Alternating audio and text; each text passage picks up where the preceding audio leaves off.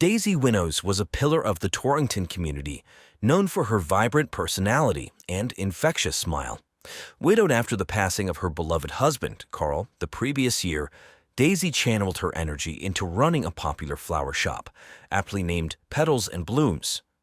Prior to her entrepreneurial venture, she had dedicated years of her life to shaping young minds as a beloved kindergarten teacher at Torrington Elementary School. Despite her professional success, Daisy's personal life was marked by estrangement from her adult children, who resided in different states. The specifics of their fractured relationship remained a mystery to town residents, but Daisy held on to a glimmer of hope that one day they would reconcile. She yearned to witness the formation of their future families, an aspiration that fueled her every waking moment. In January of 1982, as the harsh winter gripped Torrington, Daisy's life was abruptly cut short. The news of her murder would send shockwaves through the tight-knit community, where such heinous acts were unheard of.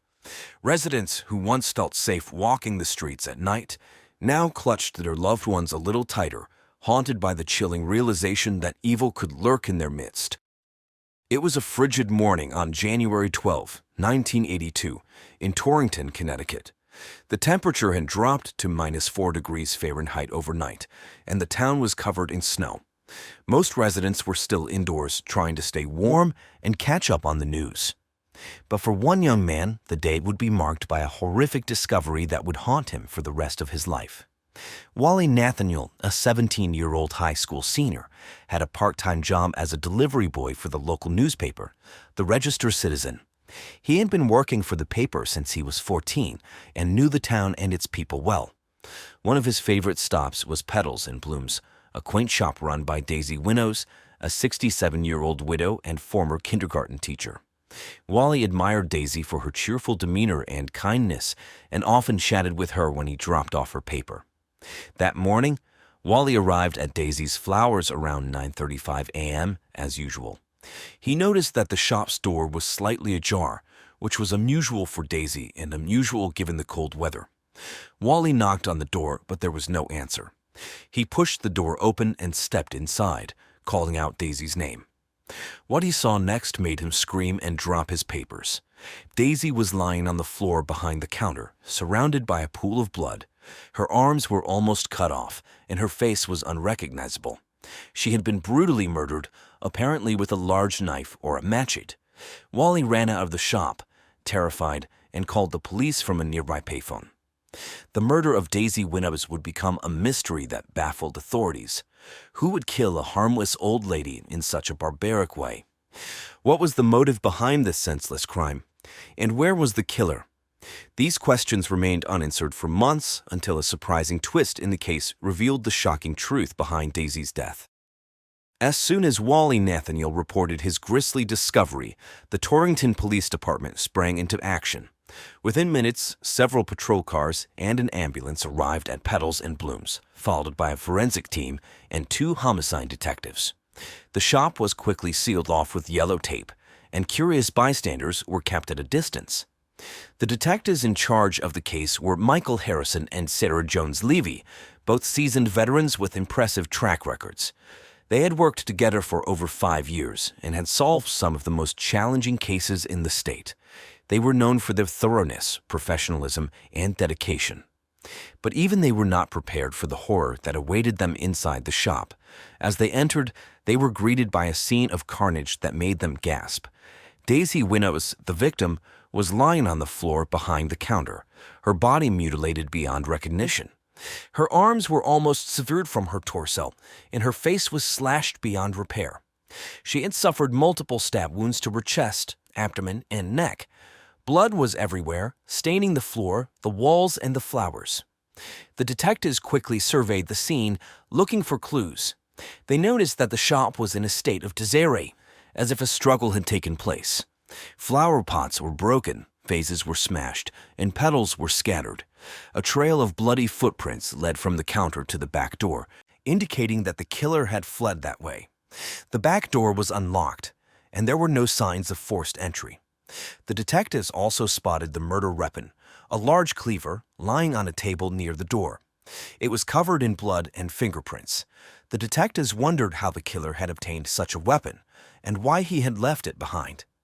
They proceeded to collect evidence, taking photos, measurements, and samples. They also interviewed Wally Nathaniel, the delivery boy who had found the body. He was still shaken by the ordeal and could not provide much information. He said he had arrived at the shop around 9:35 a.m. and had found the door slightly open.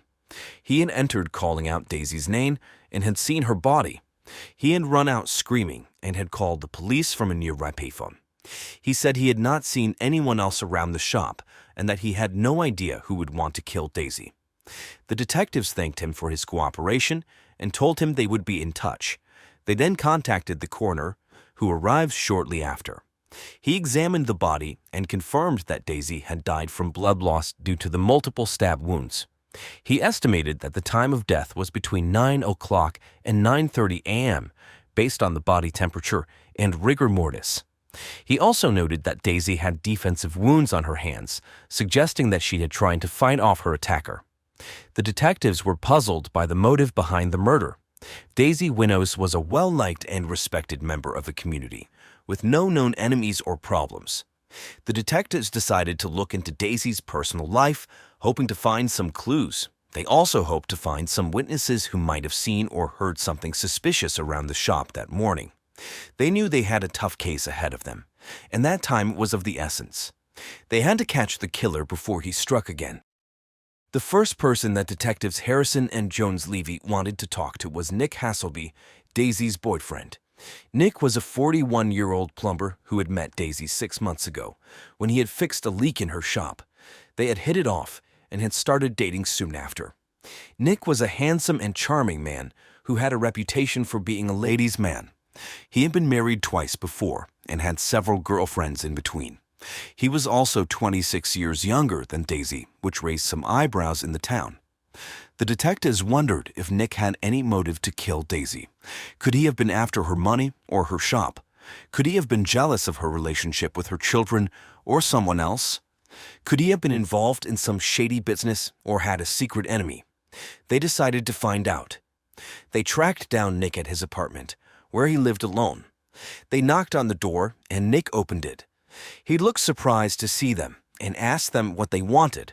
They told him they were investigating Daisy's murder and asked him if he could come with them to the station for some questions. Nick agreed and followed them to their car. At the station, they took Nick to an interrogation room where they asked him about his relationship with Daisy. Nick said he loved Daisy and that they were very happy together. He said he had no idea who would want to kill her or why. He said he had nothing to do with her death and that he was heartbroken by the news.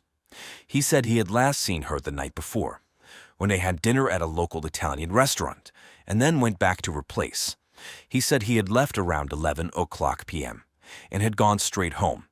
He said he had an alibi, his neighbor, who had seen him arrive and leave his apartment. The detectives asked him if he had any problems with Daisy or anyone else. Nick said he had not, and that he got along well with everyone. He said he had no enemies, no debts, no secrets. He said he had a good job and a good life. He said he had nothing to hide. The detectives were not convinced. They pressed him harder, trying to find any inconsistencies or contradictions in his story. They asked him about his past marriages, his previous girlfriends, his financial situation, his hobbies, his friends.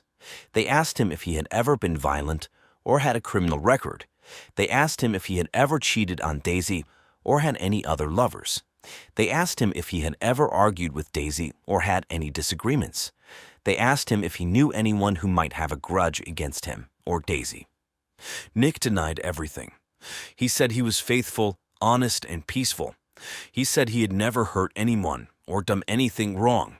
He said he had no enemies, no rivals, no conflicts.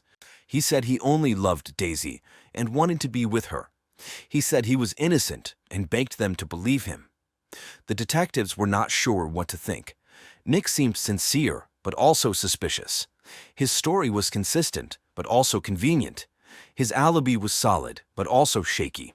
His motive was unclear, but also possible. They decided to keep him under surveillance and to check his background. They also decided to look for other suspects who might have a stronger connection to the crime. While Mick Hasselby remained a prime suspect, the detectives did not rule out other possibilities.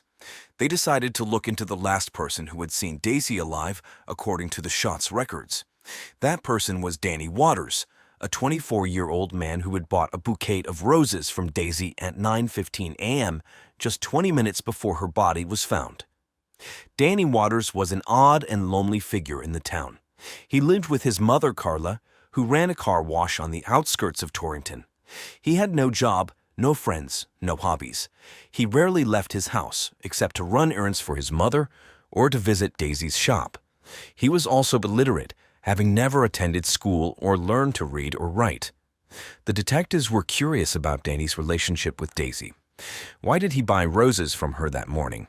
Who were they for? What did they talk about? Did he notice anything unusual or suspicious? They decided to pay him a visit.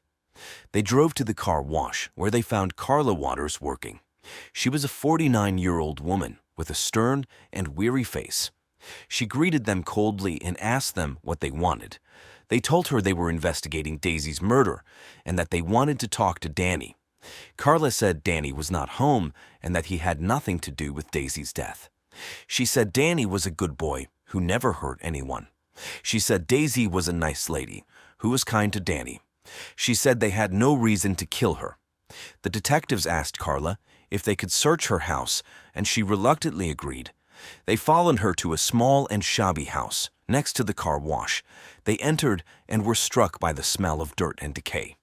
They searched the house, looking for any clues or evidence. They found nothing of interest except for a cardboard box in the attic, where Danny slept. Inside the box, they found a pile of books, magazines, and newspapers. They were puzzled by this, since Danny was illiterate. They asked Carla about it, and she said Danny liked to look at the pictures and that he collected them as a hobby. The detectives were not satisfied with this explanation. They took some of the books and magazines with them and left. They took them to the station, where they examined them more closely. They were shocked by what they found. The books and magazines were all about flowers, gardening, and nature. They were all marked with notes written in a childish and clumsy handwriting. The notes were simple words such as rose, sun, love. The detectives realized that these were not just pictures, but lessons. Someone had been teaching Danny to read. They wondered who that someone was, and they had a hunch. They checked the dates and titles of the books and magazines and compared them with Daisy's shop's records. They found a match. Every time Danny had bought flowers from Daisy, he had also received a book or a magazine from her.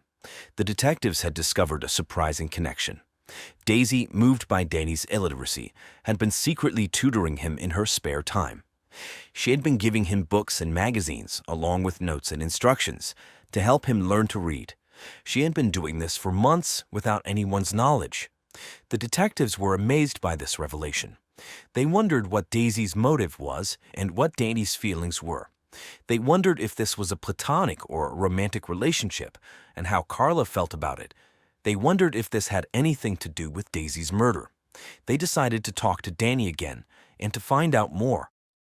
The case seemed to hit a dead end as the detectives ran out of leads and suspects. Nick Hasselby and Danny Waters had solid alibis, and no other person had a clear motive or opportunity to kill Daisy. The detectives were frustrated and desperate as the media and the public demanded answers. Then, a ray of hope. A forensic technician, working on the fingerprint analysis, found a match. A single print left on the cleaver that was used as the murder weapon belonged to none other than Carla Waters, Danny's mother. The detectives were stunned by this discovery. Carla Waters had not been on their radar as she had no apparent connection to Daisy, except for being Danny's mother. She had also cooperated with the police and had allowed them to search her house.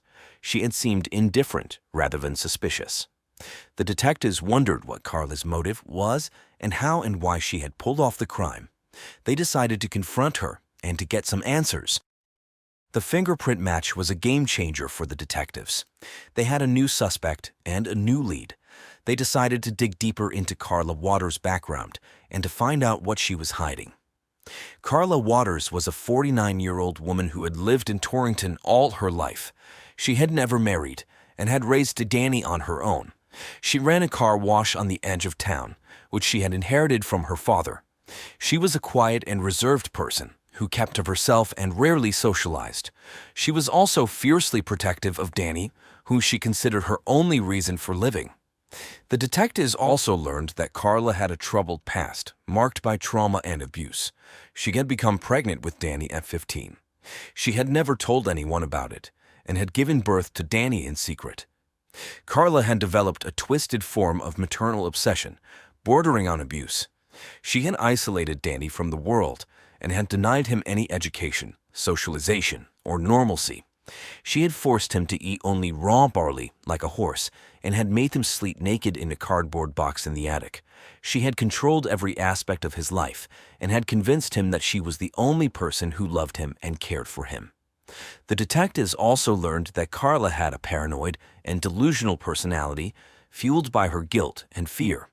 She had believed that Danny and Daisy were having sex and that they were plotting to kill her. She had spied on them and had seen them exchanging books and notes. She had misinterpreted their innocent gestures as signs of betrayal and conspiracy. She had become consumed by an irrational jealousy and had decided to take matters into her own hands. The detectives had enough evidence to arrest Carla and to confront her with the truth. They went to her house, where they found her sitting on the couch, watching a replay of Donahue. She looked calm and composed, as if nothing had happened. She greeted them politely and asked them what they wanted. They told her they had a warrant for her arrest and that they knew she had killed Daisy. They showed her the fingerprint match and the books and notes they had found in Danny's box. Carla's demeanor changed instantly. She became agitated and defensive and denied everything. She said they had no proof and that they were lying. She said she had nothing to do with Daisy's death and that she loved Danny more than anything. She said Danny and Daisy were the ones who had killed her and that they were trying to frame her. She said they were evil and that she deserved to die. The detectives were shocked by Carla's reaction. They realized that she was mentally unstable and that she had no remorse or regret. They handcuffed her and took her to their car. They also called Danny and told him what had happened. Danny was speechless and could not believe that his mother was the killer. He said he was sorry for Daisy and that he had no idea what his mother had done. The detectives had solved the case, but they had also uncovered a dark and tragic story. A story of a mother's love gone wrong and a son's life ruined. A story of a woman's madness and a town's horror. A story of a flower's beauty and a murder's brutality. The trial of Carla Waters began on March 15, 1982, at the Litchfield County Courthouse. The judge presiding over the case was William Balls, a respected and experienced jurist. The prosecutor was Emily Carter, a young and ambitious assistant district attorney. The defense attorney was Thomas Hines, a seasoned and skillful public defender.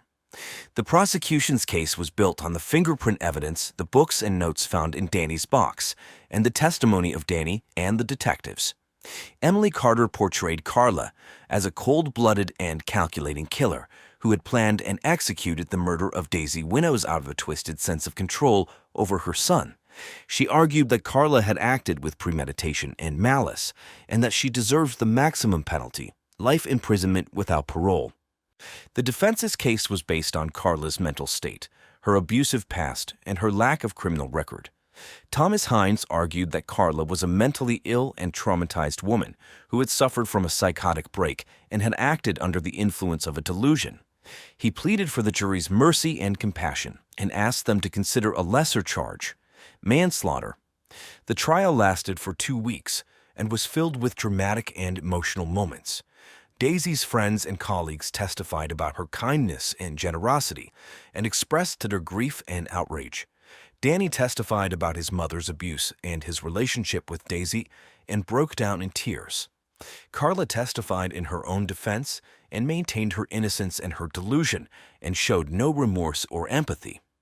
The jury, composed of 6 men and 6 women, deliberated for 3 days. They reviewed the evidence, the testimonies, and the arguments. They weighed the facts, the emotions, and the law. They debated, argued, and voted. Finally, they reached a unanimous verdict: guilty of first-degree murder. The verdict was announced on March 29, 1982, at 4:15 p.m. The courtroom was silent as the jury foreman read the verdict. Then a wave of reaction swept the room.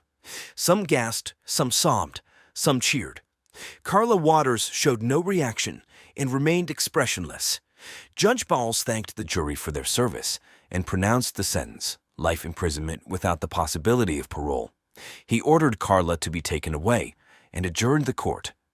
For Daisy's family, the verdict was a bittersweet closure.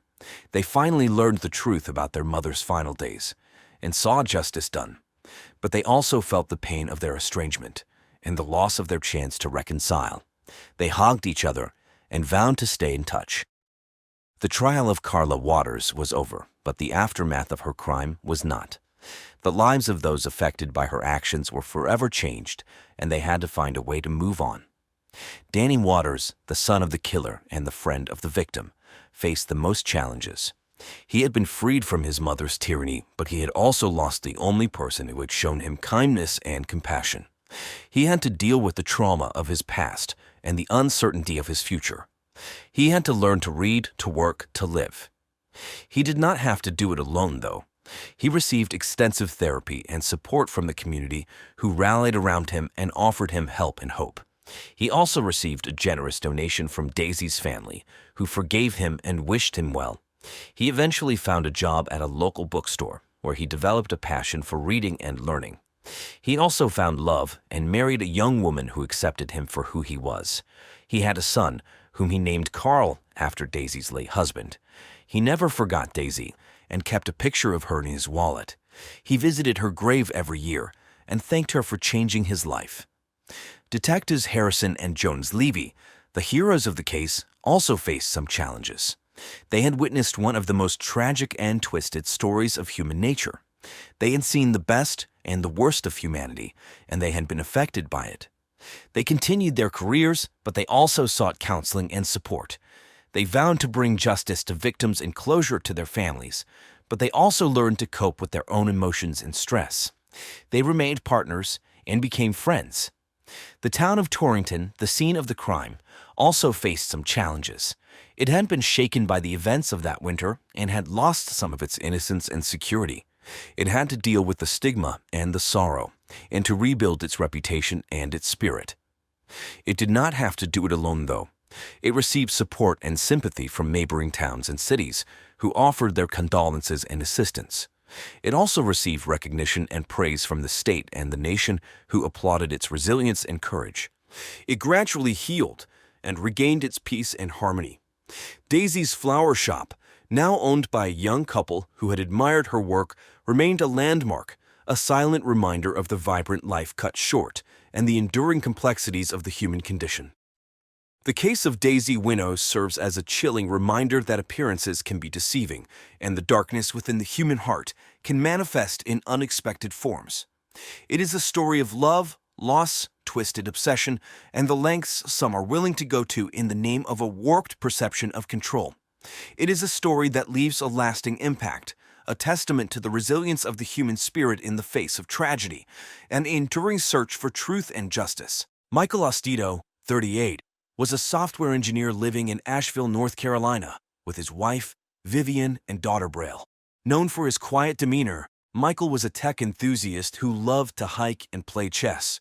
He graduated from the University of North Carolina with a degree in computer science. Michael worked for a local tech company, where his colleagues admired his problem-solving skills and dedication. He dreamed of starting his own tech company and was particularly excited about a new app idea he was developing. Isaac Aravan, 41, was a financial analyst who lived in Asheville as well. He was known for his intelligence and calm demeanor. Isaac graduated from Duke University with a degree in economics and worked for a prominent financial firm in the city. He and Michael were close friends, often discussing philosophy and technology. Isaac was single, valuing his friendships deeply and considering them his chosen family. He was respected at work for his thoughtful insights and steady presence. Melissa Moonbeam Brown, 29, was a yoga instructor and spiritual guide. She lived a vibrant and unconventional lifestyle, deeply committed to exploring alternative relationships and spiritual practices. Melissa was known for her radiant energy and fascination with love and connection. She dreamed of opening a holistic wellness center in Asheville. Her interest in unconventional sexual dynamics led her to form a polyamorous relationship, or throuple, with Michael and Isaac, something that Michael's wife, Vivian, tepidly agreed to. On March 17, 2012, the day before their deaths, Michael shared an article on Facebook about a financial seminar at the local community center.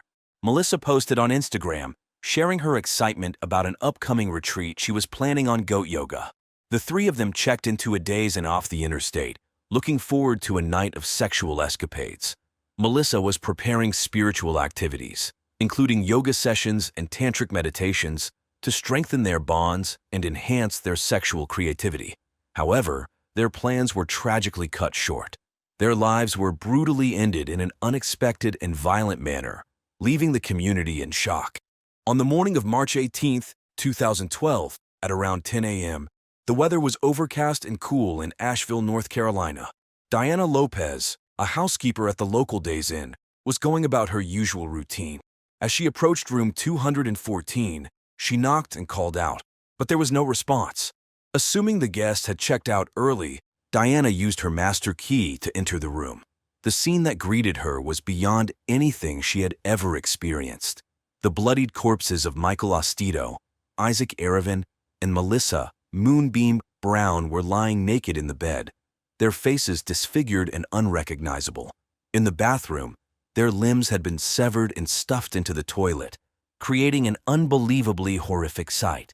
Diana was initially frozen in shock, unable to comprehend the brutality of the scene before her.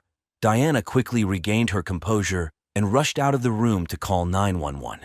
Her voice trembled as she reported the gruesome discovery, and she struggled to describe the scene to the dispatcher. Within minutes, police and emergency responders were on their way to the Days Inn. News of the gruesome discovery quickly spread through Asheville. Local media, including the Asheville Citizen-Times, reported on the triple homicide, and the Days Inn became a focal point for both reporters and curious onlookers. The community, known for its peaceful and artistic atmosphere, was stunned by the brutality of the murders. The police presence at the Days Inn remained heavy throughout the day as detectives and forensic teams worked tirelessly to gather evidence and piece together what had happened. The shocking nature of the crime left a deep impact on everyone involved, from the officers and detectives to the residents of Asheville.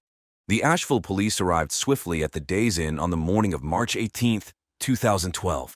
Detectives Jason Milkmaid Mullen and Lisa Ramirez, known for their thorough and insightful investigative skills, were called in to lead the case. Detective Mullen, a meticulous and detail-oriented investigator, had worked on several high-profile cases in Asheville. Detective Ramirez, known for her sharp instincts and ability to read people, complemented Mullen's methodical approach. As they entered room 214, they were struck by the brutality of the scene. Blood splatters covered the walls and furniture, and the bed was soaked in blood. The bodies of Michael Ostito, Isaac Aravan, and Melissa Moonbeam Brown lay in the bed, their faces unrecognizable and their limbs severed and stuffed into the toilet. The detectives quickly identified a katana, or Japanese sword, as the murder weapon.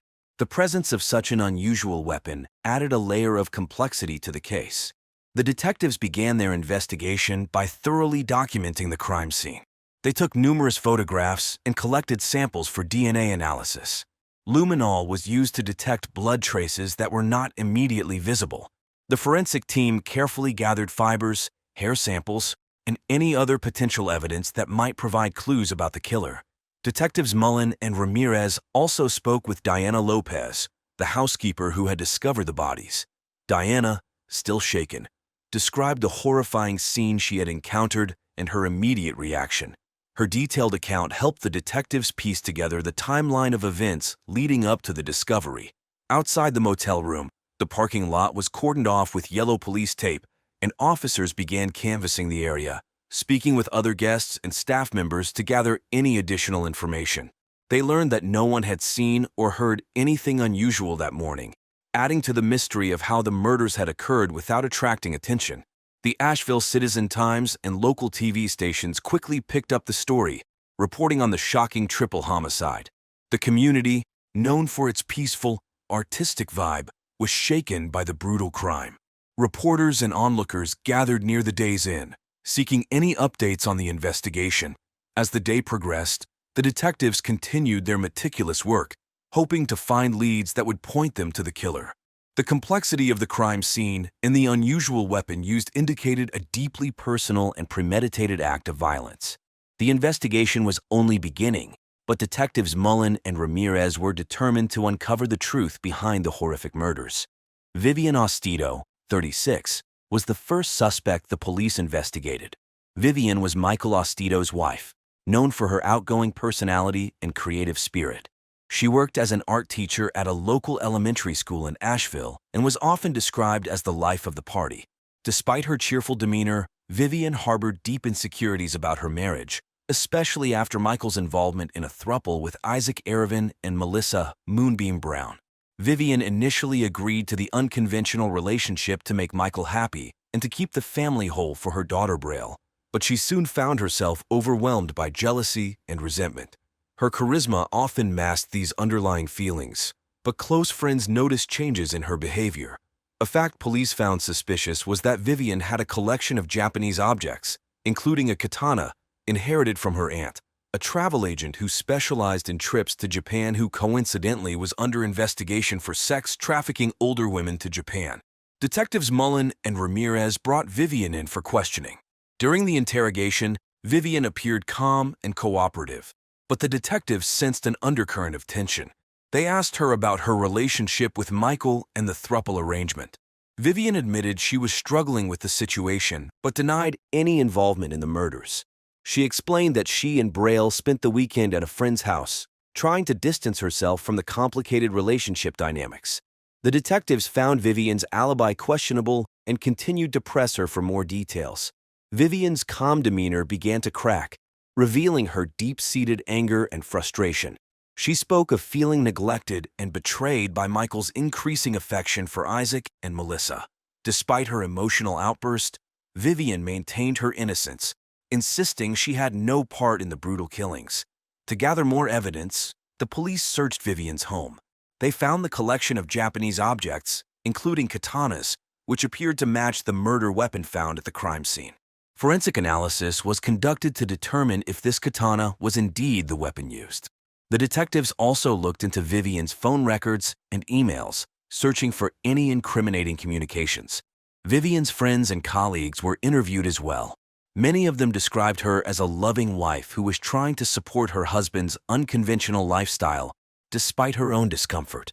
However, a few noted that Vivian had recently become more withdrawn and seemed increasingly troubled. The investigation into Vivian Ostito's possible involvement in the murders continued to reveal new layers of complexity.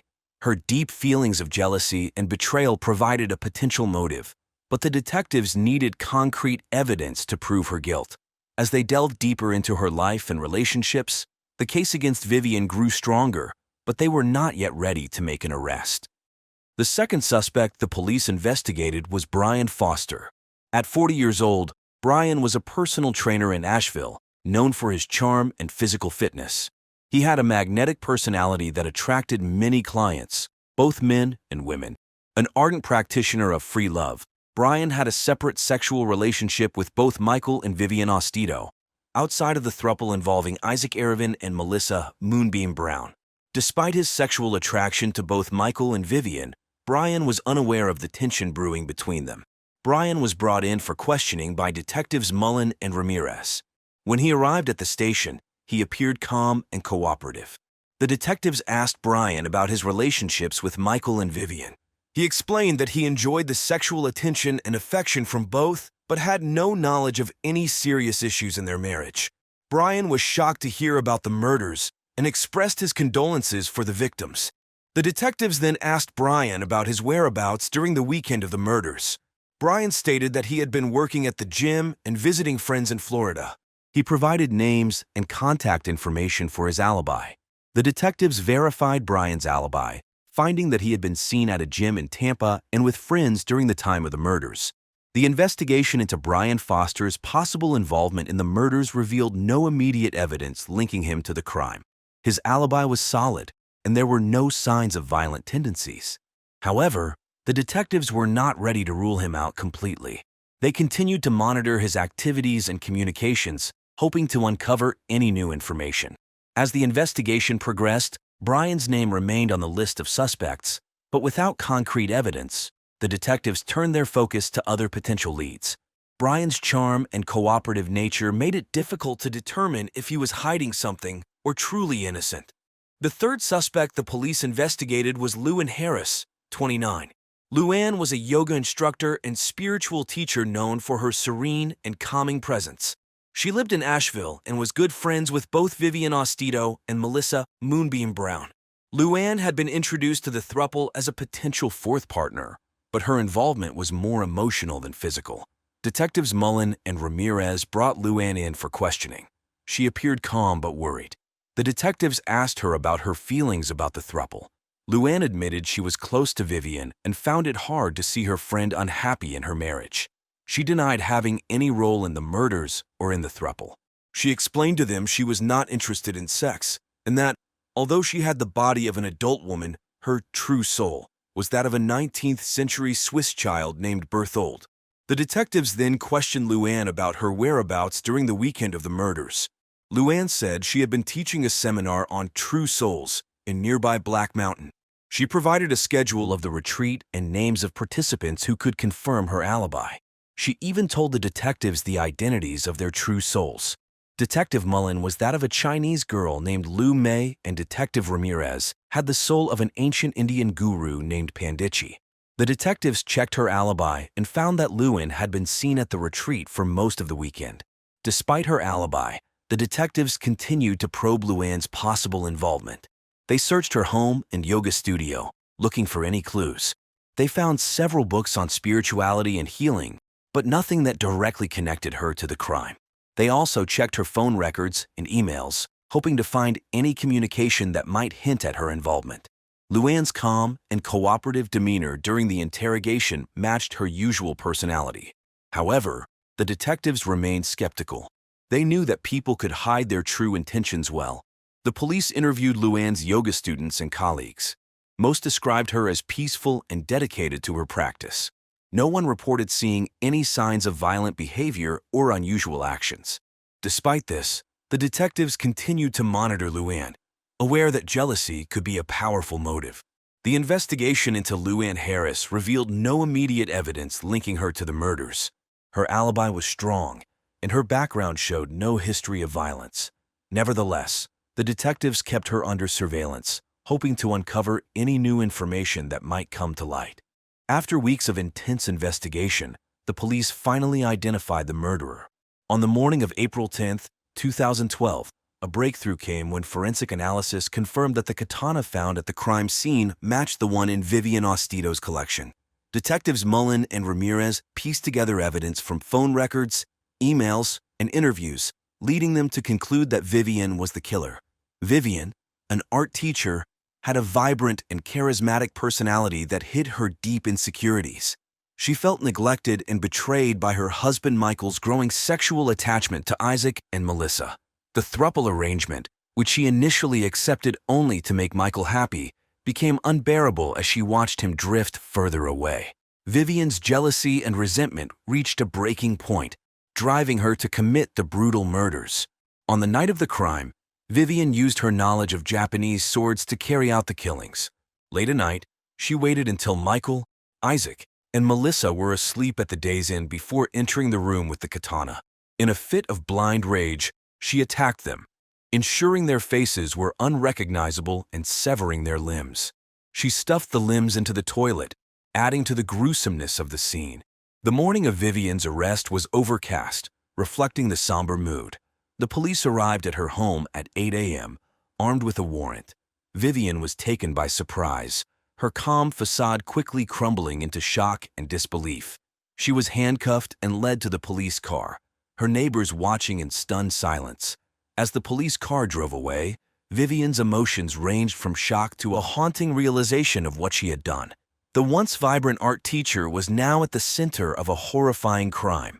The news of her arrest spread quickly through Asheville, leaving the community reeling.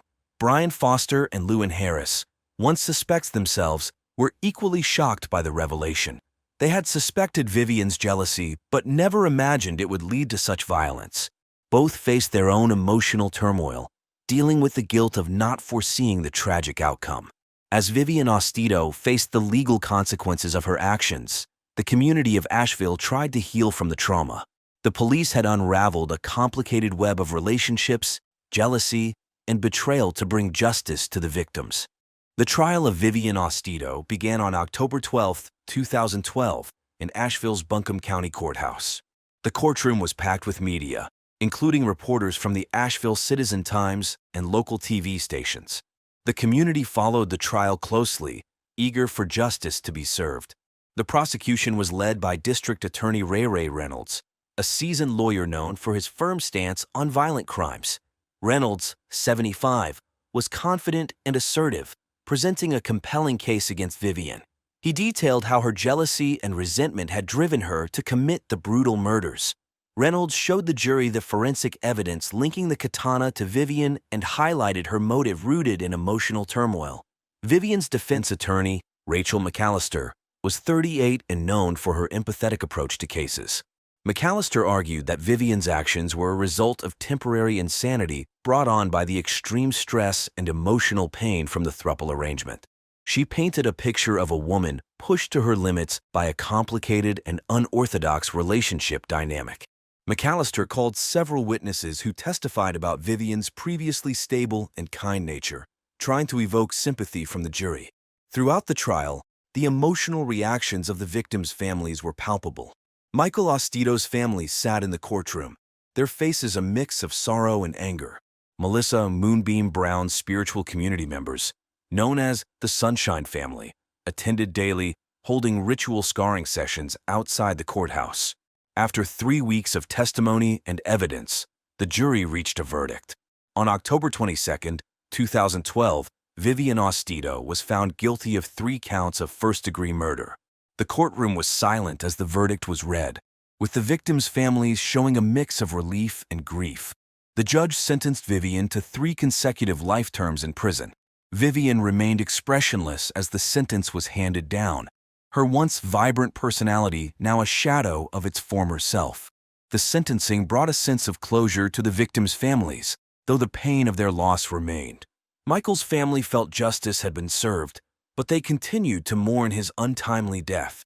Melissa's spiritual community and Isaac's relatives hoped the verdict would bring some peace, though they knew the healing process would be long. Following Vivian Ostito's trial and sentencing, life began to slowly return to normal for those involved in the case. For the victims' families, the pain of their loss lingered, but the closure provided by the verdict brought a sense of peace. The detectives received commendations for their dedication and professionalism in solving the case. They continued to work on other investigations, though the memory of the gruesome murders stayed with them. The Asheville Police Department implemented new protocols for handling similar cases, ensuring a more coordinated and efficient response in the future. For Brian Foster and Lewin Harris, life took unexpected turns after the trial. Brian, still reeling from the shock of Vivian's betrayal, decided to leave Asheville and start afresh in Tampa, Florida. He found solace in his work as a personal trainer, channeling his energy into helping others achieve their fitness goals. Luann, on the other hand, chose to deepen her spiritual practice, finding comfort in yoga and meditation. She opened her own studio in downtown Asheville, offering classes that focused on healing and inner peace. As the years passed, the memory of the triple homicide faded from the public consciousness, replaced by new events and headlines. Asheville continued to thrive as a vibrant and eclectic community, known for its art galleries, craft breweries, and scenic mountain views. But for those who had been directly impacted by the tragedy, the scars remained, a reminder of the fragility of life and the importance of cherishing every moment. This concludes today's episode of True Crime Case Files. The story of Michael Ostito, Isaac Arevin, and Melissa Moonbeam Brown is a harrowing reminder of the complexities and potential dangers within unconventional relationships. Behind closed doors, hidden tensions and unaddressed emotions can lead to devastating outcomes. David Dane was a 48-year-old kindergarten teacher who lived in Tampa, Florida. He taught at Sunny Days Kindergarten, where he had worked for 25 years. David was well loved by his students and their parents. He was known for his engaging teaching style and charismatic personality. David lived with his wife, Jennifer, and their 2 teenage children, Emily and Jacob. The Dane family was active in their church and often participated in community events. David had always dreamed of being a teacher, despite being a man in a predominantly female field, and was passionate about his work. His classroom was filled with colorful posters, educational toys, and books from popular series like Magic Treehouse and the Berenstain Bears. He often used songs and games to make learning fun for his students. Despite his professional success, David had a complicated personal life. He and Jennifer had been married for 20 years, but their relationship had grown strained. Jennifer, a stay-at-home mom, had become suspicious of David's frequent absences and odd behavior. She often noticed him texting late at night and leaving the house without explanation. In the days leading up to his death, David's behavior became more erratic. He missed family dinners and church events, claiming he had important meetings. Jennifer grew increasingly frustrated, and their arguments became more frequent. Friends noticed that David seemed distracted and preoccupied. On the night before his death, David was seen leaving a local diner, the 4 Green Fields, where he had met with several individuals described as suspicious. Witnesses reported that David appeared nervous and agitated. On the morning of June 14, 2017, Carla Rodriguez, a fellow teacher at Sunny Days Kindergarten, arrived at the school early. It was around 7:30 a.m., and she was preparing for the day ahead. Carla noticed something unusual as she walked past the playground. David Dane's body was lying on the ground near the jungle gym. Carla was shocked and terrified. David's body was covered in blood, and it was clear something terrible had happened. She saw that he had been shot and that his eyes were missing. Carla immediately called 911, her hands shaking as she dialed. "There's been a murder at Sunny Days Kindergarten," she told the operator, trying to stay calm. The news of the murder spread quickly. Reporters from local media outlets like the Tampa Bay Times and television stations such as WLA News Channel 8 rushed to the scene. By 8:00 a.m., the kindergarten was surrounded by police cars and news vans. Carla was still in shock, but she managed to describe what she had seen to Detective Mercer. She explained that David had seemed fine the day before, although he had been acting a bit distracted lately. Carla couldn't believe that something so horrible had happened at their school. As police surveyed the playground, they noted the blood spattered on the ground and the gruesome condition of David's body. It was a chilling sight, and it was clear that this was a violent and deliberate act. The playground, usually a place of joy and laughter, was now a crime scene. The police set up a perimeter around the kindergarten and began their investigation. They interviewed other teachers and staff members, searching for any clues that might explain what had happened. Parents who arrived to drop off their children were turned away, and the school was closed for the day. News of the murder spread throughout Tampa, and soon the entire community was talking about the shocking event. People were frightened and confused, wondering who could have committed such a terrible crime. The discovery of David Dane's body marked the beginning of a complex and disturbing investigation. The police were determined to uncover the truth and bring the perpetrator to justice. The police arrived quickly at Sunny Days Kindergarten after Carla Rodriguez's 911 call on the morning of June 14, 2017. By 8:00 a.m., Detective John Mercer and his team were on the scene. Detective Mercer, a 45-year-old investigator known for his attention to detail, took charge immediately. Detective Mercer instructed officers to secure the playground and keep onlookers and media at a distance. The scene was grim. David Dane's body lay near the jungle gym, with blood spattered on the ground and equipment. He had been shot twice with a 9mm, and his eyes had been gouged out with a knife. The brutality of the crime was shocking. Detective Mercer and his team began their investigation. They carefully examined the playground, taking photos and collecting evidence. They found 2 9mm shell casings near the body. Forensic experts took DNA swabs and collected fingerprints from the playground equipment. They also gathered samples of the blood for analysis. The crime scene was a mess. The once cheerful playground, usually filled with children's laughter, was now a place of horror. Brightly colored swings and slides contrasted sharply with the dark reality of the murder. Detective Mercer noted the eeriness of the scene and the contrast between the violence and the innocent setting. The police interviewed Carla Rodriguez, who had discovered the body. Carla described her shock and fear when she saw David. She also mentioned that David had seemed distracted lately, but hadn't shown any signs of fear or distress. Detective Mercer and his team also spoke with other teachers and staff members. They learned that David had been a well-liked teacher but had recently exhibited unusual behavior. He often stayed late at the school and had been seen with people who were not staff or parents. The investigation extended beyond the school. Detectives visited David's home and interviewed his wife, Jennifer Dane. Jennifer admitted that their marriage had been strained due to David's frequent absences and odd behavior. The police also checked David's phone and computer for clues. They found numerous text messages and emails suggesting that David was involved in activities outside his teaching job. These messages hinted at secret meetings and possible illegal activities. The crime scene investigation at Sunny Days Kindergarten was thorough and meticulous. Detective Mercer and his team were determined to find out who had committed this brutal murder and why. The playground, once a symbol of joy, had become the starting point of a complex and disturbing case. The police turned their attention to Jennifer Dane, David's wife. Jennifer, 39, was a stay-at-home mom devoted to their two teenage children, Emily and Jacob. Known for her active role in her church and community, Jennifer seemed like the perfect wife and mother. However, the police needed to investigate everyone close to David. Jennifer was brought in for questioning on June 15, 2017, the day after David's body was found. Detective John Mercer led the interrogation. He asked Jennifer about her relationship with David and her activities on the night of the murder. Jennifer described her marriage as strained. She admitted that David had been acting strangely for months. He often came home late and made excuses about meetings and work. Jennifer suspected he was having an affair but had no proof. Despite her suspicions, she claimed she had no idea about his involvement in illicit activities. During the interrogation, Jennifer remained calm. She answered questions clearly and showed no signs of panic. However, her resentment toward David was evident. She talked about the frequent arguments they had and how she felt abandoned by him. Jennifer mentioned she had considered hiring a private investigator to follow David, but decided against it. The police also looked into Jennifer's activities on the night of the murder. She said she was at home with her children, which Emily and Jacob confirmed. The family had dinner together and watched the Disney movie Moana. Jennifer insisted she had no reason to kill David, despite their marital problems.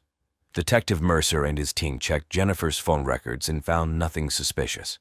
There were no late-night calls or texts that indicated she was involved in the murder. They also spoke to neighbors and friends who vouched for her character and described her as a loving mother and dedicated church member. Despite the lack of evidence directly linking Jennifer to the crime, the police couldn't ignore her motive. Jennifer had a reason to be angry and hurt by David's actions. Detective Mercer noted that while she seemed innocent, her calm demeanor could be a sign of hiding something. The investigation into Jennifer Dane left the police with more questions than answers. While she had a possible motive, there was no concrete evidence tying her to the murder. The police knew they needed to continue digging to uncover the truth. On June 16, 2017, just 2 days after David Dane's body was discovered, new evidence emerged that would change the direction of the investigation. It was a hot and unbearably humid day in Tampa, Florida. Around 2 p.m., police officers discovered new evidence that would change the course of their investigation. A maintenance worker was cleaning the storage room at Sunny Hills Kindergarten when he found a hidden camera behind a stack of books. Confused and scared, he immediately called the police. Detectives arrived at the scene quickly. They carefully collected the hidden camera and took it to the police station for further examination. The camera contained shocking footage. It showed David Dane filming and participating in dozens of adult movies filmed in the kindergarten after hours. Even more disturbing, the footage revealed David forcing the kindergarten kids to fight each other in something he called Hunger Games Jr. The detectives were horrified. They could not believe what they were seeing. The children looked scared and hurt as he told them he would withhold food from them as encouragement to fight more aggressively. They knew they had to act fast to protect the kids and find out who else was involved. Detective Mercer, who was known for determination and compassion, was deeply affected by the footage. He vowed to bring justice to the victims. The police department called in a special team of forensic experts to analyze the footage. They used advanced software to enhance the video quality and identify the people involved. The experts worked around the clock, carefully studying every detail. They found evidence of at least 25 different women in the videos participating in sex with David, including a woman named Lara Wachtro. The police also discovered financial records showing large sums of money being transferred to David's account from various sources. This money was believed to be from bets placed on the children's fights. Detective Mercer, who was also known for his analytical skills, carefully traced the transactions back to their sources. This led to several new leads, including people who placed bets on the fights. In addition, police have found a series of texts between David and Lara Wachtro. The messages were sexually explicit and revealed that David had been having an affair with Lara, beyond their involvement in adult movies. This discovery added a new layer to the case and provided the police with a potential new suspect. After discovering the hidden camera footage, the police turned their attention to Lara Wachtro, one of the estimated 25 women David Dane had been sexually involved with. Lara was a 21-year-old with a fierce and independent personality. She worked as a barista at a local Starbucks and was known for her intense and passionate nature. On June 17, 2017, detectives visited Lara at her apartment. It was a humid and hot morning in Tampa. Lara was initially nervous but agreed to talk. She admitted she first met David while filming an adult movie, using the name Daisy Hyman, filmed at the kindergarten where he worked. She described David as charming and persuasive, someone who could easily convince people to do what he wanted.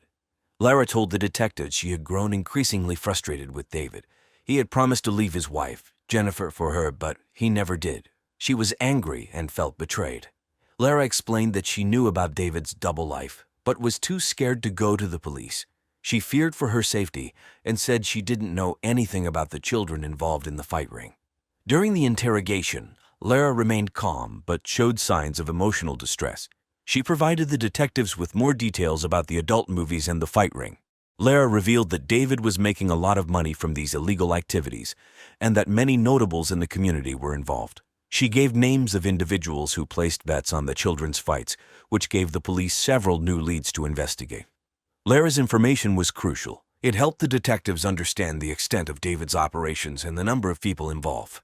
Detective Mercer, known for his empathetic approach, could see that Lara was a victim in her own way. She was manipulated and used by David, much like the other women and children. Mercer assured Lara that the police would protect her if she cooperated fully with the investigation. The detectives also checked Lara's phone records and found numerous text messages and calls between her and David.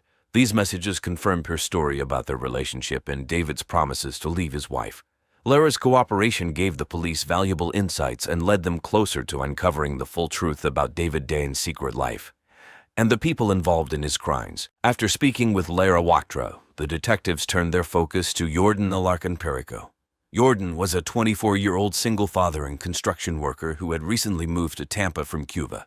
He had discovered unusual bruises on his son's body and was deeply concerned. On June 18, 2017, at around 11 a.m., Detectives Maria Lopes and John Harris visited Jordan at his construction site. It was another hot, sunny day in Tampa. Jordan was tough and protective, traits that helped him survive the hardships of fleeing Cuba. When the detectives approached him, he was initially defensive but agreed to speak when they explained the situation. Jordan told the detectives that he had become suspicious when his son, Nathaniel, a student at Sunny Hills Kindergarten, came home with bruises and a scared look. Nathaniel eventually confessed that he was forced to fight other children at school or he wouldn't be fed. Jordan was furious and confronted David Dane just days before his murder. He described David as smug and dismissive during their confrontation. During the interrogation, Jordan's anger was evident. He felt betrayed by someone he trusted to care for his child. However, he maintained his innocence, insisting he did not kill David. He admitted to confronting David but claimed he walked away when David threatened to call the police on him. The detectives carefully examined Jordan's alibi for the time of David's murder. They checked his work records and spoke to his co-workers, who confirmed that Jordan was at the construction site during the time of the murder. This alibi made it unlikely that Jordan was the killer. Detective Mercer, known for his keen sense of intuition, felt that Jordan's anger was genuine but not indicative of guilt. He believed that he was a protective father who wanted to shield his son from further harm. Detective Harris, with his analytical approach, focused on verifying Jordan's statements and looking for any inconsistencies. The police also examined Jordan's phone records and found no evidence of communication with David or any of the individuals involved in the adult movies or fight ring. This further supported Jordan's claim that he was not part of David's criminal activities. Jordan's information added another layer to the investigation. It confirmed the existence of the fight ring and provided insight into the abuse the children endured. While Jordan was not the murderer, his account helped the detectives build a clearer picture of David Dane's secret and dark life. The detectives knew they were getting closer to uncovering the full truth and finding justice for the victims. On June 25, 2017, the police pieced together all the evidence and identified Jennifer Dane, David's wife, as the murderer. Jennifer was 39 years old and the stay-at-home mom devoted to their 2 teenage children. She was active in her church and often seen volunteering at local events. In short, she was the perfect woman. However, her life took a dark turn when she discovered David's numerous affairs and his involvement in filming adult movies at the kindergarten where he worked. Jennifer's world shattered further when she found out about the underground fight ring where David forced the children he cared for to fight. Driven by anger and a sense of betrayal, Jennifer decided to end David's double life. She saw herself as a biblical angel of mercy, determined to protect the children from further harm. On the evening of June 30, 2017, Jennifer confronted David at the kindergarten playground. She shot him twice with a 9mm gun and then gouged out his eyes with a knife, a symbolic act representing her disgust and anger. She believed that by doing this, she was saving the children and putting an end to David's heinous acts. Detectives worked tirelessly to connect the dots. They found traces of gunpowder on Jennifer's clothes and discovered a 9mm gun hidden in their garage. The gun matched the bullets found in David's body. Additionally, phone records showed Jennifer had discovered David's secret activities through text messages and emails she had access. On June 15, at 3 p.m., the police arrived at the Dane residence to arrest Jennifer. It was a tense and emotional scene. Jennifer appeared calm and did not resist arrest. She seemed almost relieved that her ordeal was over. Detective Lopez, known for her compassionate approach, carefully explained the charges to Jennifer, who listened quietly. The news of Jennifer's arrest shocked the community. David's double life and the truth about the kindergarten fight ring left many parents horrified. When Jennifer was taken into custody, David's family had mixed reactions. Some were angry and felt betrayed by Jennifer, while others were sympathetic, understanding the rage and horror she must have felt. Jennifer's arrest brought a sense of closure to the investigation. The detectives knew they had uncovered the full truth and brought the person responsible to justice. The case highlighted the importance of vigilance and the need to protect the innocent from those who would harm them. The trial of Jennifer Dane for the murder of her husband, David Dane, began on September 10, 2018. The courtroom was filled with reporters from local news outlets like the Tampa Bay Times and WFLA News Channel 8. The case had garnered significant attention due to the shocking nature of the crime and the revelations about David's double life. The prosecution was led by Assistant State Attorney Mark Hayes, a 50-year-old known for his meticulous approach and strong courtroom presence. In his opening statement, Hayes painted Jennifer as a betrayed and enraged wife who sought revenge for her husband's infidelity and secret activities. He detailed how Jennifer had discovered David's affairs and his involvement in the underground fighting ring. Hayes argued that Jennifer had planned the murder meticulously, shooting David and then gouging out his eyes to make a statement. The defense attorney, Clara Mitchell, a 45-year-old with a reputation for passionately defending her clients, argued that Jennifer was a devoted wife and mother pushed to the brink by her husband's betrayal. Mitchell emphasized Jennifer's role in the community and her dedication to her family. She claimed that Jennifer had no prior history of violence and suggested that the real murderer could be one of David's associates from the fighting ring or his many affairs. The trial lasted for 3 weeks. Testimonies from witnesses, including Carla Rodriguez and Lara Wachtro, painted a picture of David's complicated life.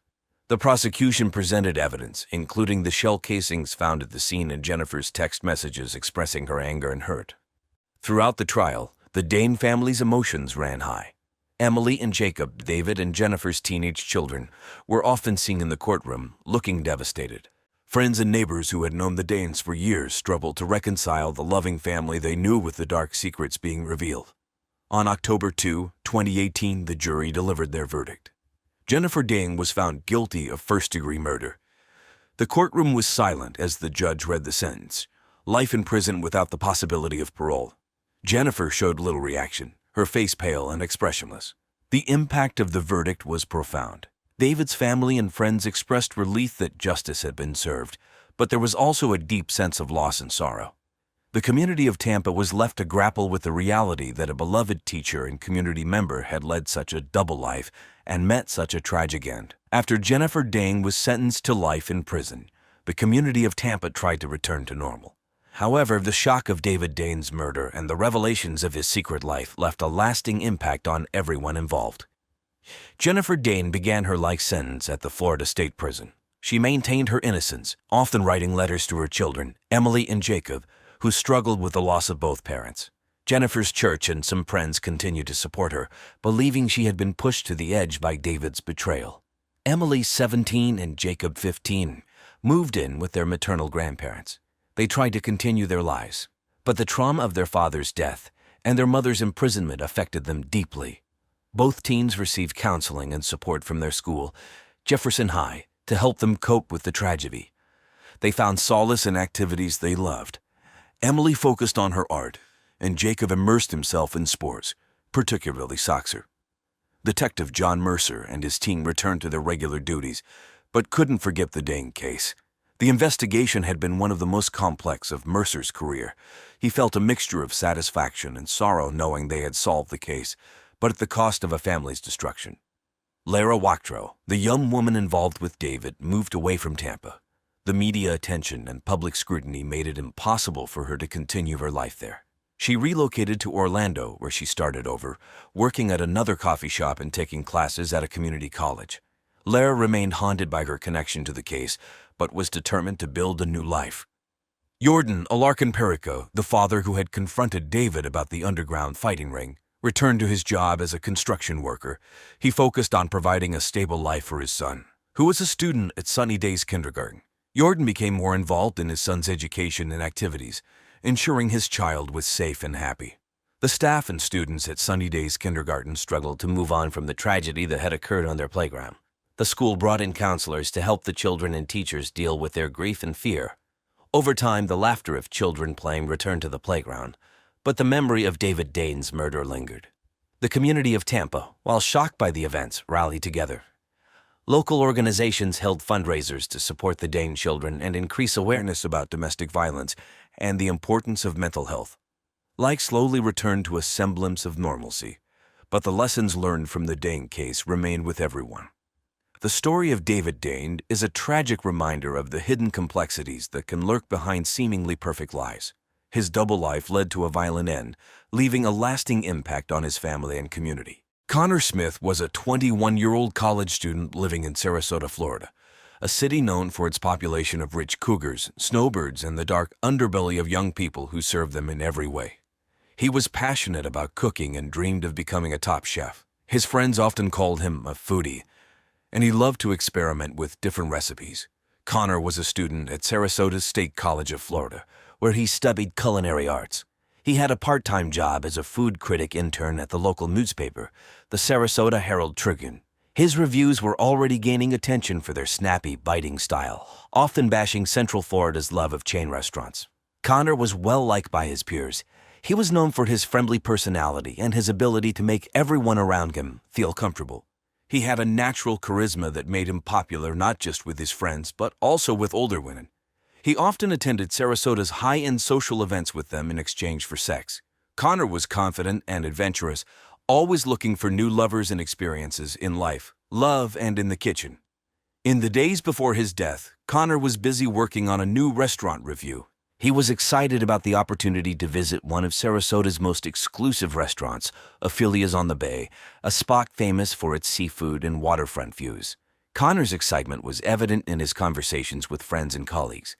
He was eager to make a name for himself in the world of food journalism and hoped this review would help him stand out. Connor's dreams were big. He wanted to travel the world, tasting different cuisines and learning from the best chefs. He often talked about moving to New York City one day to work in the Michelin-starred restaurant.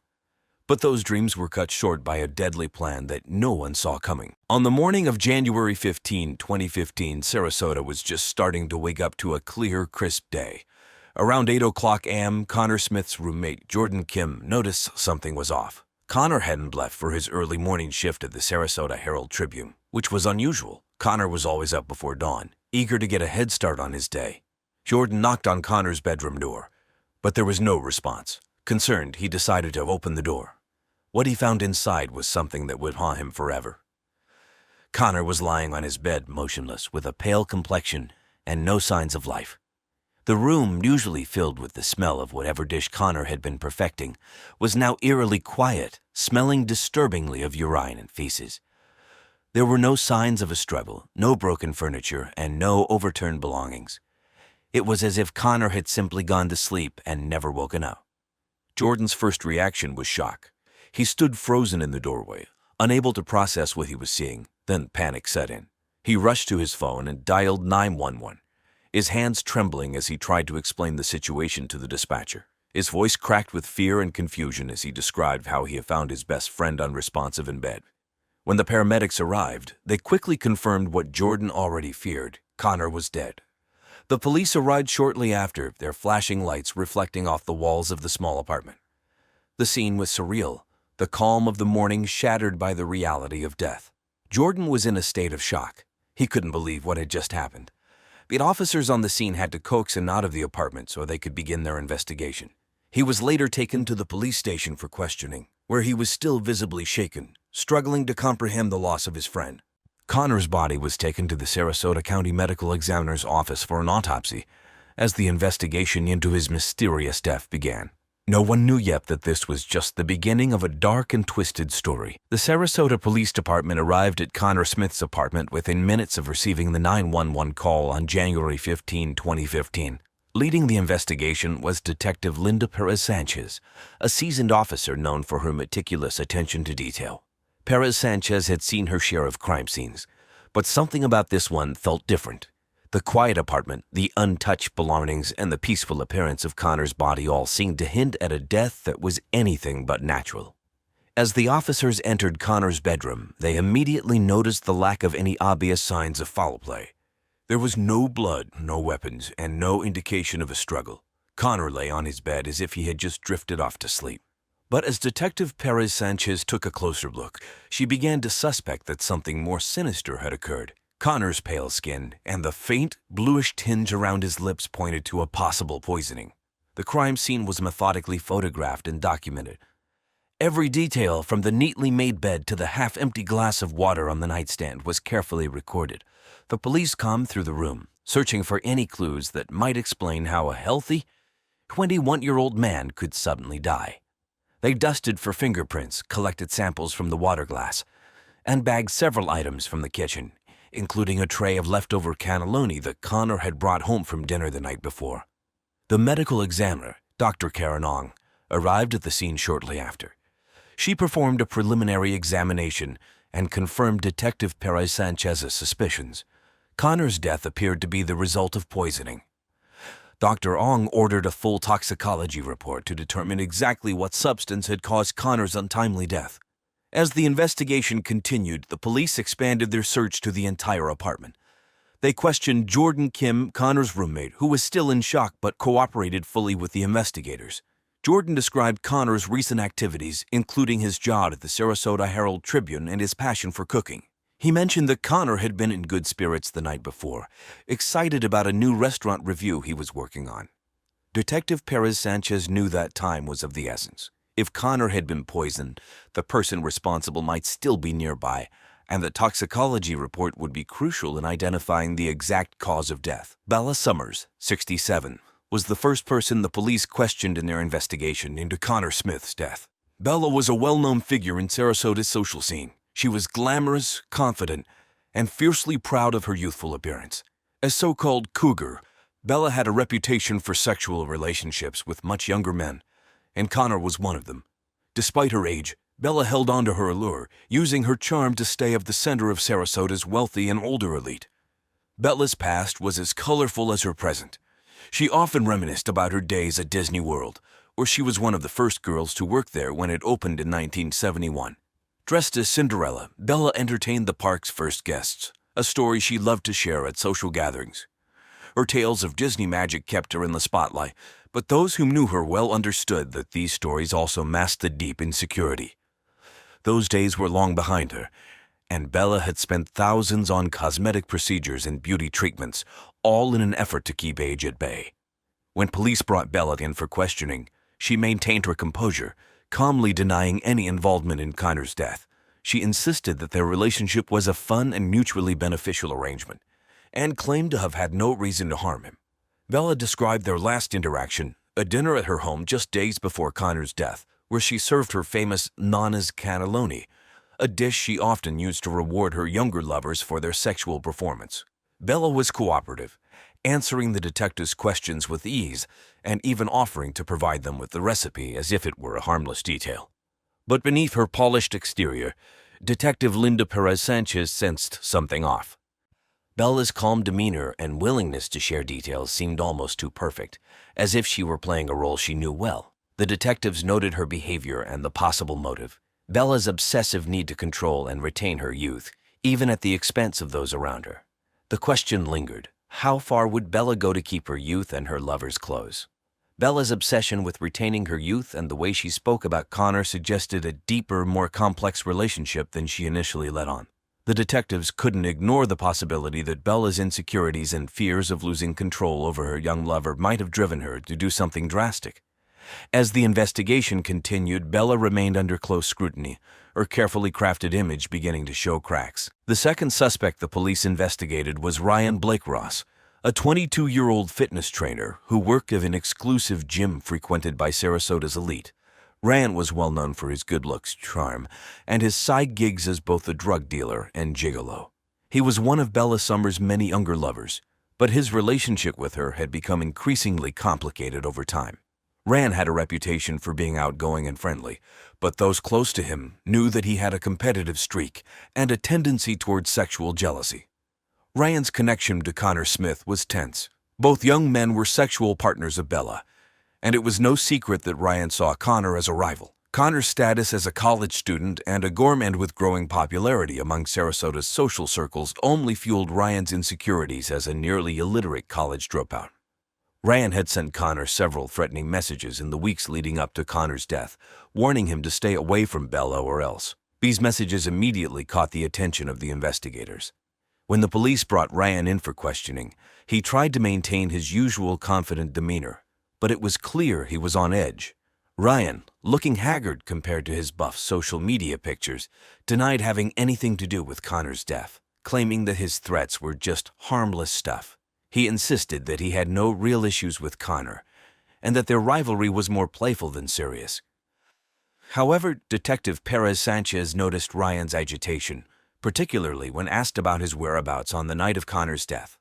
Ryan described his relationship with Bella as sexually intense, but stressed that he wasn't the only young people in her life. He spoke about Bella's many other lovers, including Chloe Hart, who was also one of his customers as a drug dealer, and how he sometimes felt overshadowed by them, especially after Bella sent them a spreadsheet ranking their sexual performance, which showed Connor and Chloe competing for first place and Ryan in fifth place. Ryan's jealousy and anger was evident, and the police began to see him as someone who might have acted out of fear of losing his position in Bella's life. The investigators pressed Ryan on his relationship with Connor, trying to get him to admit to a deeper motive, but Ryan stuck to his story, insisting he had nothing to do with the murder. Despite Ryan's denials, the police couldn't ignore the threats he had made. His jealousy and anger toward Connor, combined with his relationship with Bella, made him a strong suspect. As the investigation continued, the detectives kept a close eye on Ryan, trying to uncover more about his connection to the crime. The third suspect in the investigation was Chloe Hart, a 19-year-old with a complex and troubled past. Chloe had moved to Sarasota from Michigan to escape a life of drug addiction and quickly became involved in the city's flourishing adult film industry, working under the stage name Cara Bratwurst Lover. Despite her youth, Chloe was known for her seductive charm and her ability to manipulate situations to her advantage. She had become one of Bella Summers' many young lovers, viewing the older woman as a path to financial stability and a chance to distance herself from her drug habit and her work in the adult entertainment industry. Chloe's relationship with Bella was transactional in nature. Bella provided Chloe with gifts and financial support, while Chloe offered sex. However, Chloe was not content with just being one of many. She wanted to secure her place as Bella's one and only. This desire to stand out and reach first place in Bella's weekly spreadsheet made her fiercely competitive with Bella's other lovers, including Connor Smith and Ryan Blake Ross.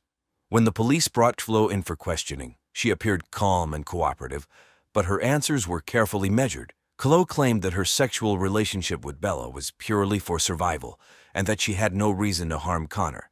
She admitted to knowing about the tension between Ryan and Connor, but denied having any involvement in their rivalry. Chloe painted herself as a victim of circumstance, trying to escape her past and build a better life in Sarasota. Detective Carey Sanchez, however, was not entirely convinced by Chloe's story.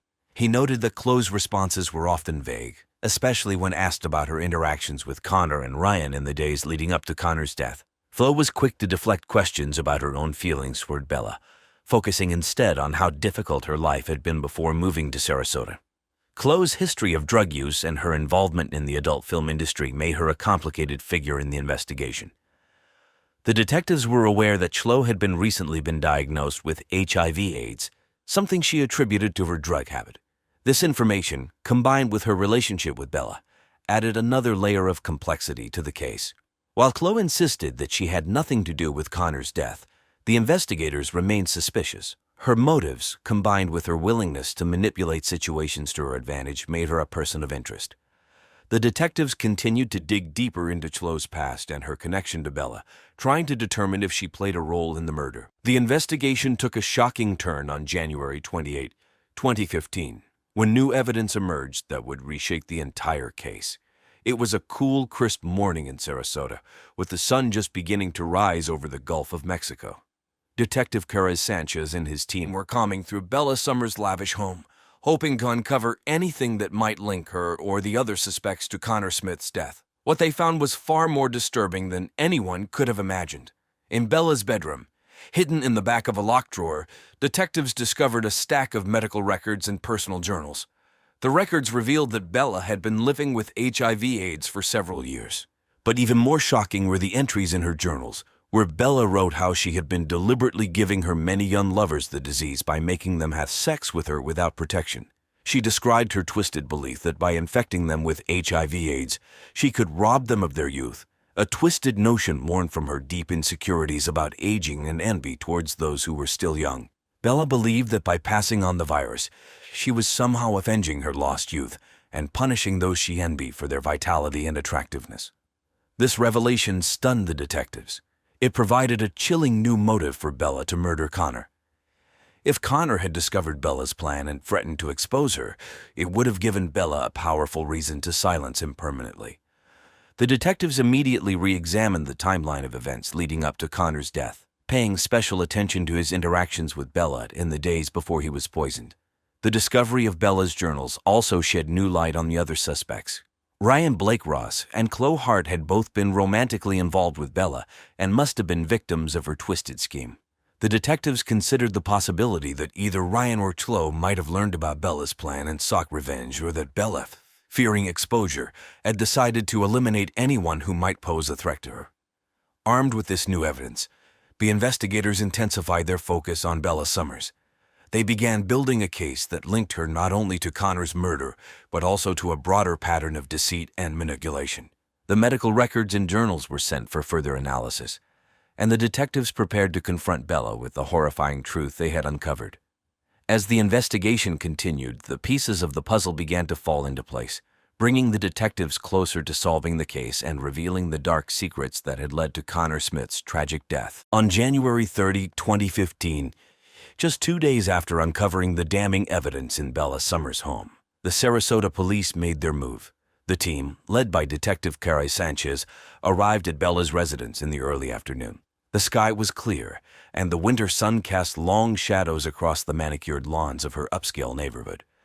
Bella was at home, preparing for one of her famous dinner parties, when the detectives knocked on her door. Bella, dressed in an elegant robe and with her hair perfectly styled, answered the door with her usual confident smile. But that smile quickly faded when Detective Carey Sanchez informed her that she was under arrest for the murder of Connor Smith. Bella's reaction was a mix of shock and defiance. She demanded to know what evidence they had against her, maintaining her innocence even as she was handcuffed and led away. As she was escorted to the police car, Bella began loudly reciting the slogan from the soap opera Days of Our Lives. Like sands through the hourglass, so are the days of our lives, in what seemed to be an attempt to feign insanity. The arrest of Bella Summers sent shockwaves through Sarasota's social circles. Known for her glamorous lifestyle and youthful companions, Bella's involvement in such a shocking and heinous crime was almost impossible for many to believe.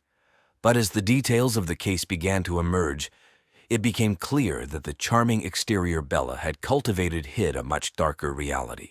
Detective Carez Sanchez and the team had built a strong case against Bella. The medical records and journals they found in her home provided clear evidence of her twisted plan to infect her young lovers with HIV/AIDS. They also uncovered a series of text messages between Bella and Connor in which he confronted her about her actions. It was clear from these messages that Connor had threatened to expose Bella, leading her to take drastic measures to protect her secret. As Bella sat in the interrogation room, she remained composed, denying any involvement in Connor's death. But the evidence was overwhelming, and her attempts to cast doubt on the investigation were in vain. Connor's family, devastated by the loss, expressed relief that justice was finally being served. They described Connor as a bright young man with a promising future and couldn't comprehend how someone like Bella could be responsible for his death. Bella's arrest marked a turning point in the investigation. The once confident socialite now faced the reality of her actions, and the Sarasota community watched in disbelief as the case unfolded in the media. Bella Summers' trial began in late March 2015. The prosecution was led by Assistant State Attorney Michael Dunbar, a seasoned 48-year-old with a reputation for being relentless in the courtroom. Dunbar was determined to secure a conviction, painting Bella as a manipulative woman who used her charm to lure in young men, and then poisoned them to maintain her twisted sense of youth. Dunbar presented the jury with the evidence found in Bella's home, the medical records, journals, and text messages that clearly showed her malicious intent. He argued that Bella, fearing Connor Smith would expose her secret, decided to kill him by lacing his favorite dish, Nana's cannelloni, with rat poison. The slow, agonizing death Connor suffered was a testament to Bella's cruelty, Dunbar emphasized. Bella's defense attorney, Sharon McAllister, a 39-year-old with a calm demeanor and a sharp legal mind, argued that Bella was being unfairly targeted due to her age and unconventional relationships. McAllister tried to portray Bella as a victim of societal expectations and a woman who had made poor choices but was not a murderer. She claimed that the evidence was circumstantial and that the prosecution had failed to prove beyond a reasonable doubt that Bella had poisoned Connor. McAllister also suggested that Connor's death could have been an accident or the result of someone else's actions, casting suspicion on Bella's other lovers, Ryan Blake Ross and Chloe Hart. Throughout the trial, Connor's family watched with heavy hearts. His mother, Susan Smith, often fought back tears as she listened to the graphic details of her son's death. The emotional toll on the family was evident, and they sought justice for the bright young man who had been taken from them too soon. After 2 weeks of testimony, the jury deliberated for just 6 hours before returning a guilty verdict on all counts. Bella Summers was convicted of first-degree murder and sentenced to life in prison without the possibility of parole. The judge's sentence was seen as a victory for the prosecution and a small measure of justice for Connor's grieving family. The verdict brought some closure to the Smith family, but the pain of losing Connor would never fully heal. For Bella Summers, the once glamorous socialite, the rest of her life would be spent behind bars, far from the luxury and youth she so desperately tried to hold on to. After the trial, the lives of those involved in the case changed dramatically. Bella Summers, once a glamorous figure in Sarasota's high society, began serving her life sentence in Florida's Lowell Correctional Institution. The prison's stark environment was a far cry from the luxury Bella had once known. Stripped of her wealth and status, she quickly became just another inmate, her obsession with youth now a distant memory as she faced the reality of growing old behind bars. Ryan Blake Ross, who had been under suspicion during the investigation, distanced himself from Sarasota's social scene after the trial. The attention he had once enjoyed from older women now brought him unwanted notoriety. Ryan eventually left Florida, moving to California, where he tried to start fresh as a personal trainer in Los Angeles. However, the stigma of his association with Bella Summers and the murder case followed him, making it difficult for him to truly escape his past. Chloe Hart, who had also been a suspect, faced her own challenges. With her reputation tarnished by the trial, she could no longer find work in Sarasota's adult film industry. Flo decided to leave the industry altogether, focusing on overcoming her drug addiction and trying to live a more stable life. She moved back to her hometown in Michigan, where she sought support from her family and local rehabilitation programs. In the years following the trial, Sarasota moved on, But the memory of the shocking crime lingered. It served as a cautionary tale about the dark side of obsession and the lengths to which some would go to cling to their youth. Jet Robertson was just 18 years old when his life was tragically cut short. A senior at Bridgerton High School in Bridgerton, Missouri, a quiet suburb of St. Louis, Jet was known for his love of bicycles and spent much of his free time working on them in the garage or riding around town. He was the kind of kid who was always ready to lend a helping hand, whether it was fixing a neighbor's flat tire or volunteering at local events like the Bridgerton Fall Festival. Jet was also known for his easygoing personality. He was the friend who could always be counted on to keep a secret or to share a laugh during tough times. Jet's life had taken a difficult turn earlier that year when his father died suddenly of a heart attack. The loss hit him hard, leaving a void that no one could quite fill. His step-grandmother, Nancy Robertson McClear, became his main source of comfort during this period. Nancy had been a constant presence in Jet's life, partially raising him after his mother, Priel Cantora, left the family when he was just 14 years old. With his mother gone and his father now deceased, Jet turned to Nancy for emotional support. She was always there with a listening ear and a warm hug, making Jet feel like he wasn't alone. Jet had dreams of leaving Bridgerton after graduation. He often talked about moving to the relatively glamorous Kansas City, where he hoped to find work as a bicycle mechanic and eventually open his own shop. His friends and teachers described him as hardworking and full of potential. He was even saving up for a trip to Chicago, something he'd wanted to do since he was a child. In the days before his death, Jet was focused on his future, excited about the prospect of leaving his small-town life behind. He was also preparing for Halloween, planning to dress up as Nancy from Stranger Things, one of his favorite TV shows. However, beneath the surface, there was a dark secret that no one could have predicted, a secret that would soon lead to his tragic and untimely death. On the morning of October 28, 2020, Bridgerton was waking up to a crisp fall day, with pumpkins on doorsteps and political signs lining the streets as the contentious 2020 election neared. At around 8:00 a.m., Kevin Robertson, Jet's stepfather, made a shocking discovery. Kevin had been planning to head out early for his construction job, but noticed that Jet's usual morning routine seemed off. Jet hadn't come inside for breakfast, which was unusual since he was always up early, often tinkering in the garage before school. When Kevin went to check on him, he found the garage door slightly ajar. Inside, Kevin was met with a horrific sight. Jet's lifeless body lay crumpled on the cold concrete floor. The teenager's head was bloodied, and beside him was the wrench that had once been a trusted tool in Jet's hands but was now stained with blood. Kevin's heart pounded as he stood frozen, trying to process the scene in front of him. The shock quickly turned to panic. Kevin rushed inside the house and grabbed his phone, dialing 911 with trembling hands. His voice was frantic as he told the operator about the terrible scene in the garage. Kevin's reaction was one of sheer terror. He had never expected to find his stepson like this. He paced back and forth in the driveway, looking up and down the street as if hoping to wake up from a bad dream. Within minutes, the Bridgerton Police Department arrived at the scene. Officers quickly secured the area, taking off the garage and driveway as neighbors began to gather, curious and concerned. The news of Jet's death spread quickly through the tight-knit community. Many residents were glued to their TVs, watching politically charged coverage of the upcoming election, when they got word of the tragic event unfolding just down the street. As paramedics arrived and confirmed Jet's death, Kevin was left in a state of disbelief, sitting on the curb with his head in his hands. He kept repeating, "Why would someone do this?" as officers tried to calm him down.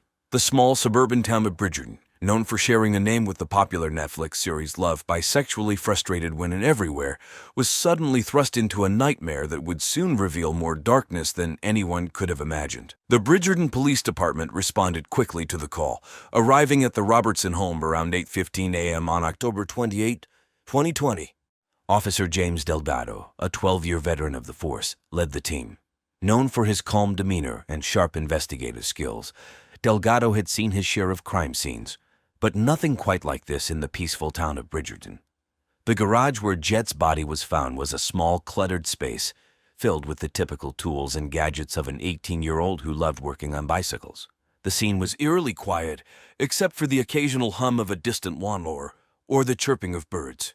The concrete floor, usually dusty and scattered with bike parts, was now marred by a pool of dark, dried blood. The wrench, a heavy tool from Jet's own toolbox, lay beside him, its weight and size making it clear that it was the weapon used to bludgeon him to death. As Officer Delgado and his team began their investigation, they methodically documented the scene. Photographs were taken from every angle, capturing the blood splatter on the floor and walls, the position of Jet's body, and the wrench that delivered the fatal blows. The police carefully bagged the wrench as evidence, noting the bloodstains and any potential fingerprints. They also collected samples from the blood pool and any other traces that might help identify the killer. The crime scene itself was a disturbing contrast, both clean and brutal. There was no sign of a struggle, suggesting that Jet had been caught off guard. The orderly state of the garage made the violent act even more shocking. The team's focus was on finding any clues that might point to the perpetrator, footprints, fibers, anything out of place. As the investigation continued, Delgado couldn't shake the feeling that this was more than just a random act of violence. The use of Jet's own tool as the murder weapon suggested a level of familiarity between the victim and the killer. The fact that there were no signs of forced entry or robbery led the police to believe that Jet's killer was someone he knew well, someone who had been in the garage with him before everything went wrong. By the end of the day, the crime scene was thoroughly calmed over, but the mystery was only beginning to unravel. The next step would be to question those closest to Jet, as the police started to piece together the events that led to this gruesome murder. The first person the police turned their attention to was Nancy Robertson McClear, Jet's 74-year-old step-grandmother. Nancy was well known in Bridgerton as a retired schoolteacher who had spent decades educating the town's children. With her silver hair and gentle smile, she was the picture of a sweet, nurturing grandmother. However, the police couldn't ignore the whispers of her unusually close relationship with Jet, a relationship that had raised more than a few eyebrows among those who knew the family. Nancy had partially raised Jet after his father's sudden death, and the two had grown close in the years since. But close didn't begin to describe the reality of their bond. The police soon learned that Nancy and Jet had been involved in a secret sexual relationship, a fact that shocked even the most seasoned investigators. This discovery cast Nancy in a whole new light and made her a prime suspect in the murder. When questioned by the police, Nancy was initially cooperative. She appeared calm, sitting in her cozy living room surrounded by family photos and the faint scent of vanilla candles.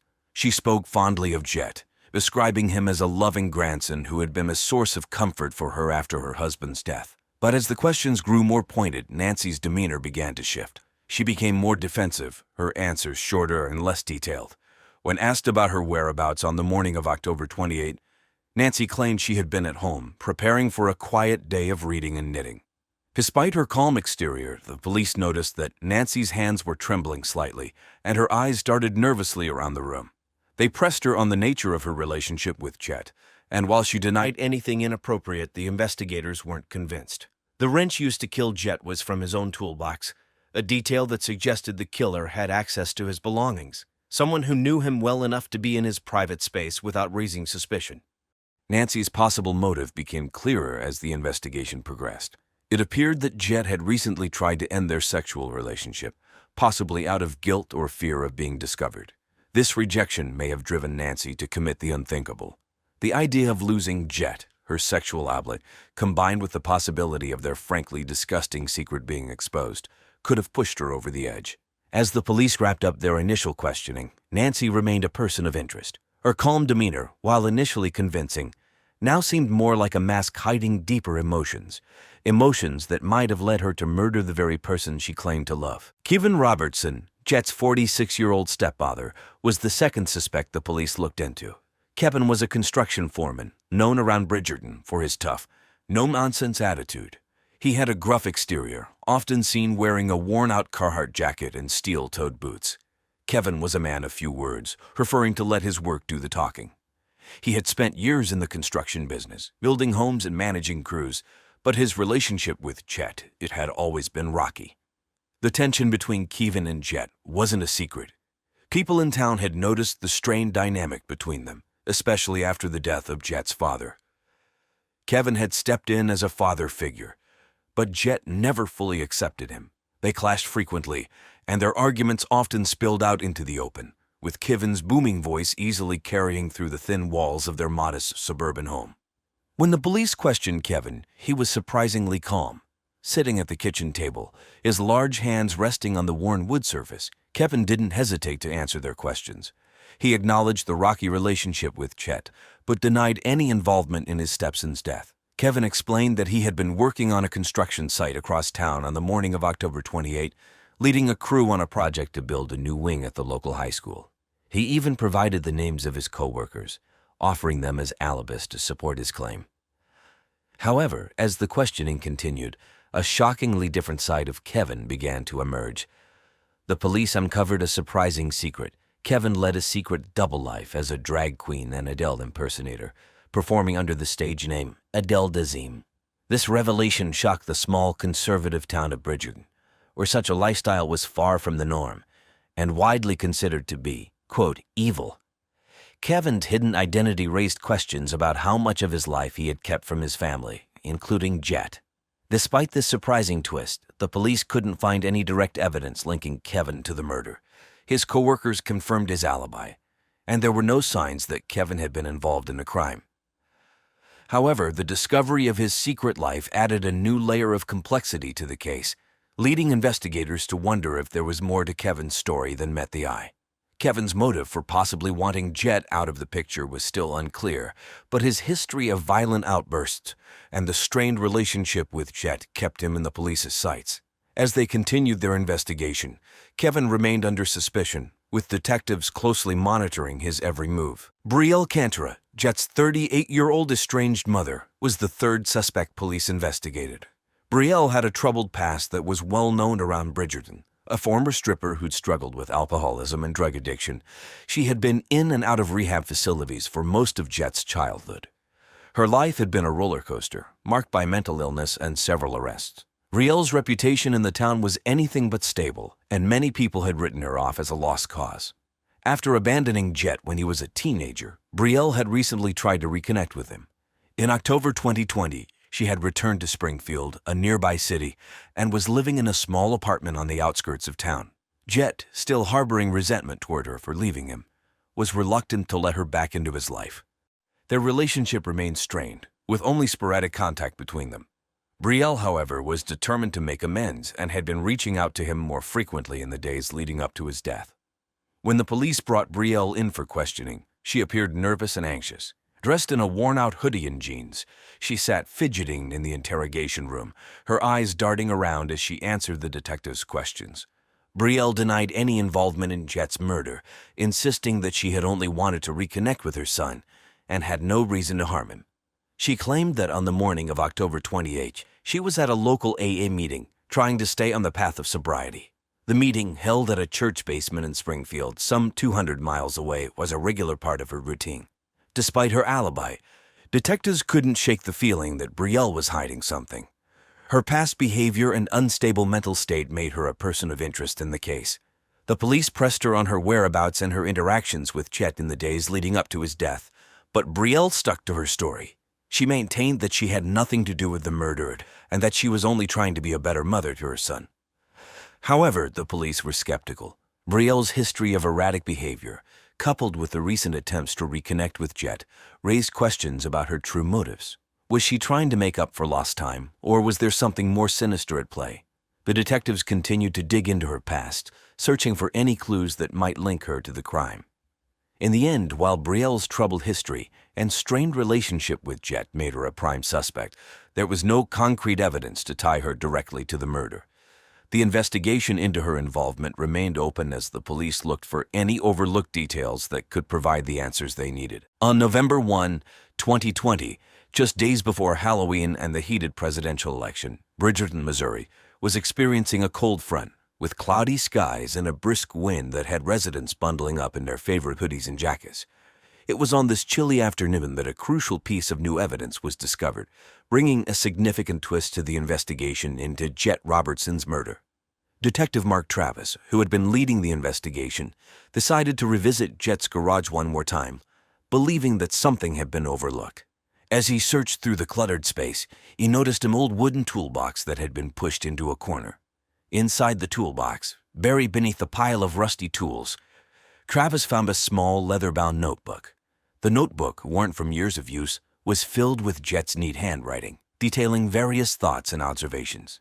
As Detective Travis flipped through the pages, he stumbled upon something that immediately caught his attention. Tucked between notes about bike repairs and homework assignments was a series of entries that revealed Jeff's growing suspicions about Nancy Robertson McClear, his step-grandmother and secret lover.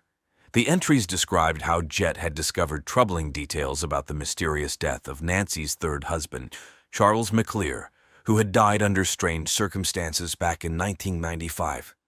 Jet had uncovered that Charles' death, initially ruled as an accident, had always bothered him.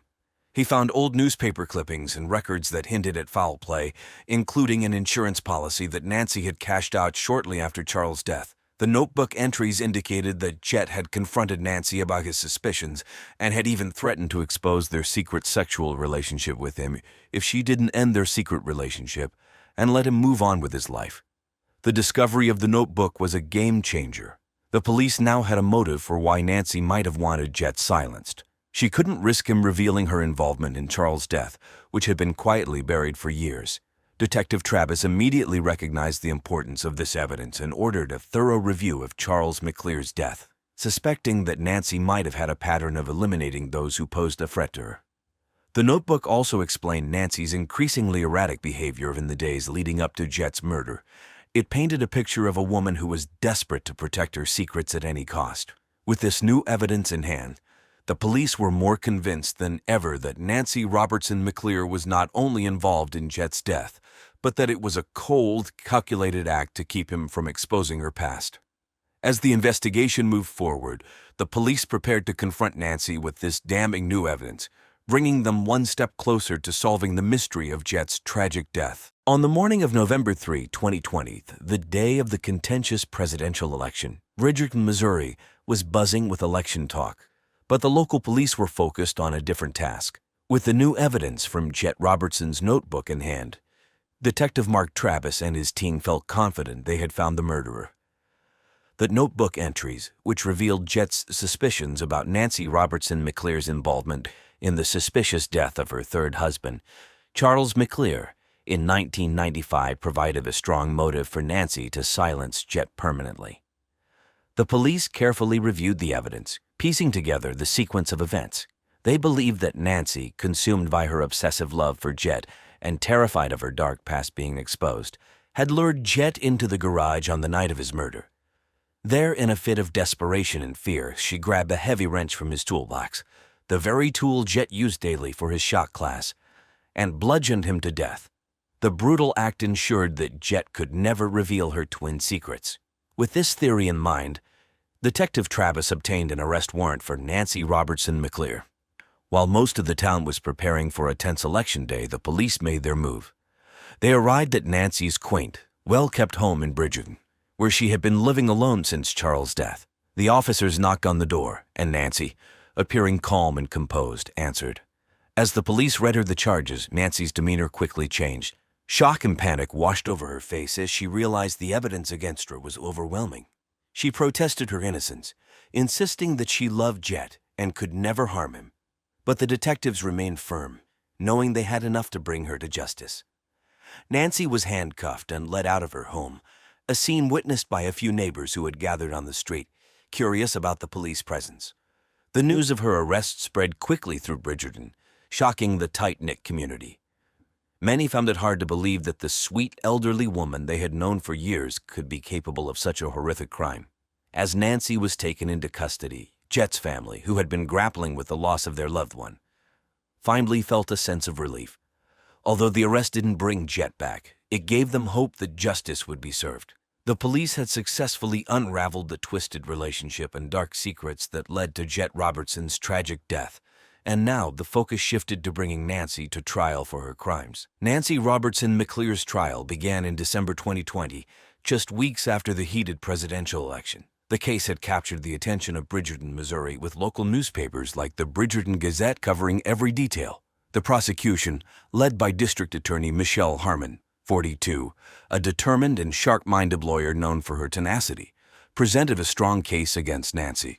They highlighted the evidence found in Jet's notebook, which revealed Nancy's involvement in the suspicious death of her third husband, Charles McClear.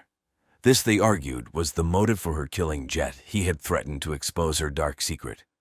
During the trial, the prosecution laid out the events leading to Jet's death. They described how Nancy, consumed by fear and obsession, lured Jet to the garage and bludgeoned him to death with a wrench from his own toolbox.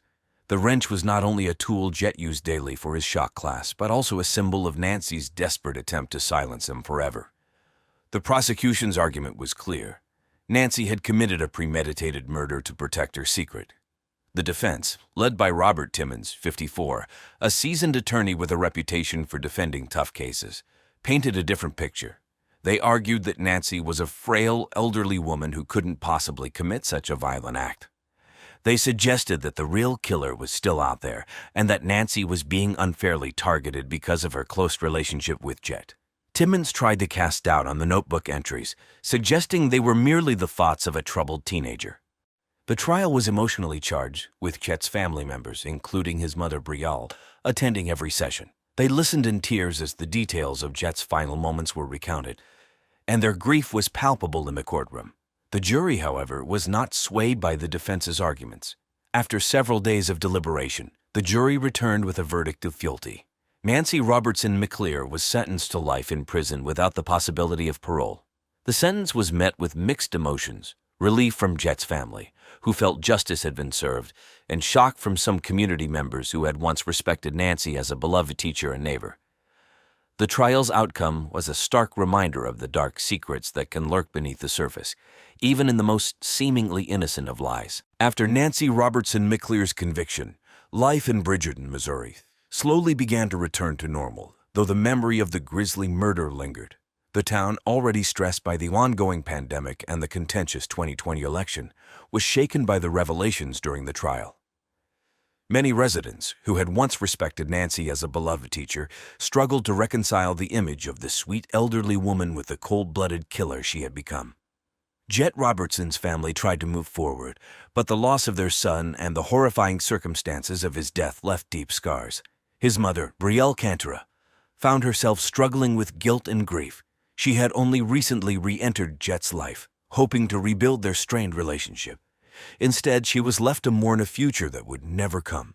Brielle returned to Springfield, where she continued her work as a nurse, but the emotional toll of the tragedy weighed heavily on her. She sought solace in therapy and support groups, where she could share her pain with others who had experienced similar losses. Kevin Robertson, Jet's stepfather, also had to come to terms with the truth about his mother. He had long suspected something was off about Nancy's relationship with Jet, but he never imagined it would lead to murder. After the trial, Kevin stepped away from his work as a construction foreman to focus on his family. He spent more time with his children, hoping to heal the wounds left by the tragedy. Kevin also decided to leave Bridgerton, seeking a fresh start in a new town where the past wouldn't paw him bailey.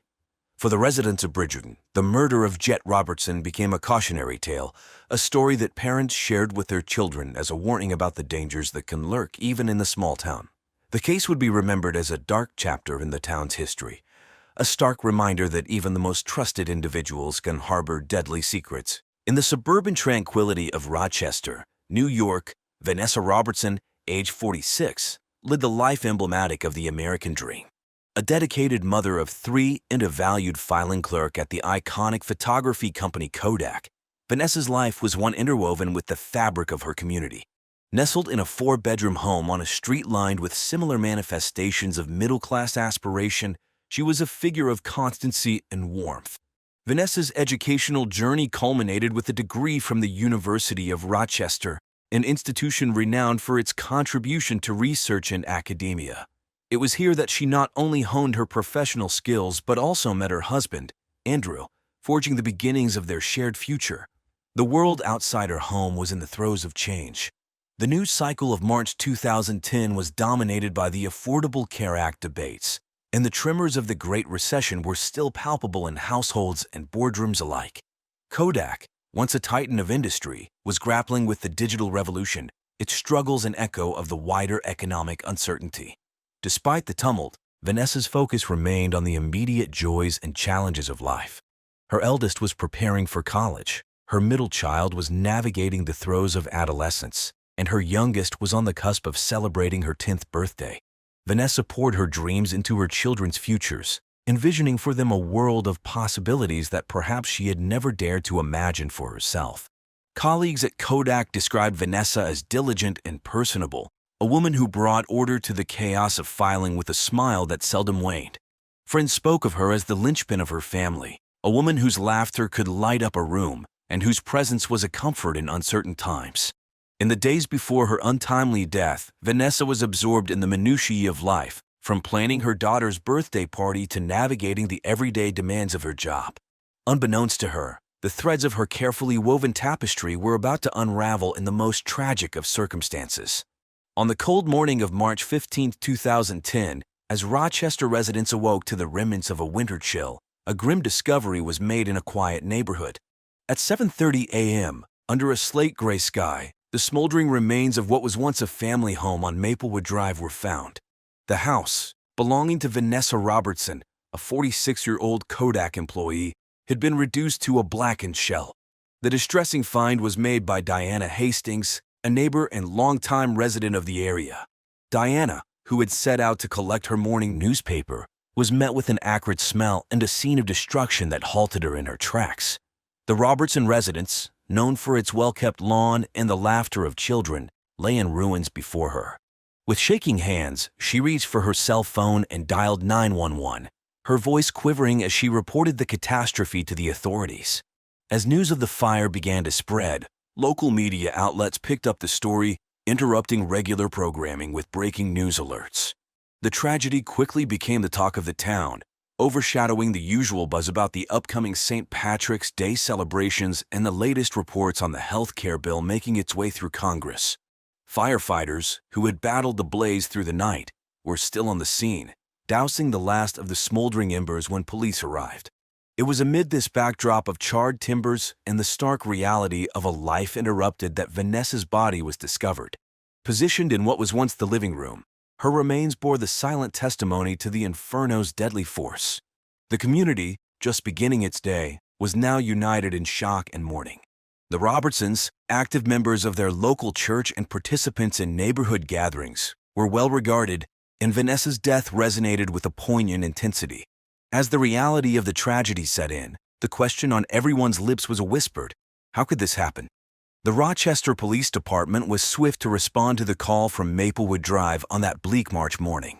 The first officers arrived within minutes, their squad cars breaking the early silence.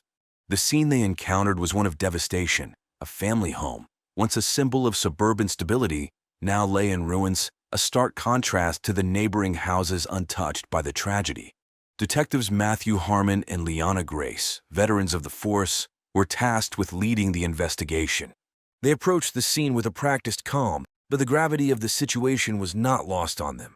The air was still tinged with the scent of smoke, and the debris from the fire crunched underfoot as they surveyed the damage.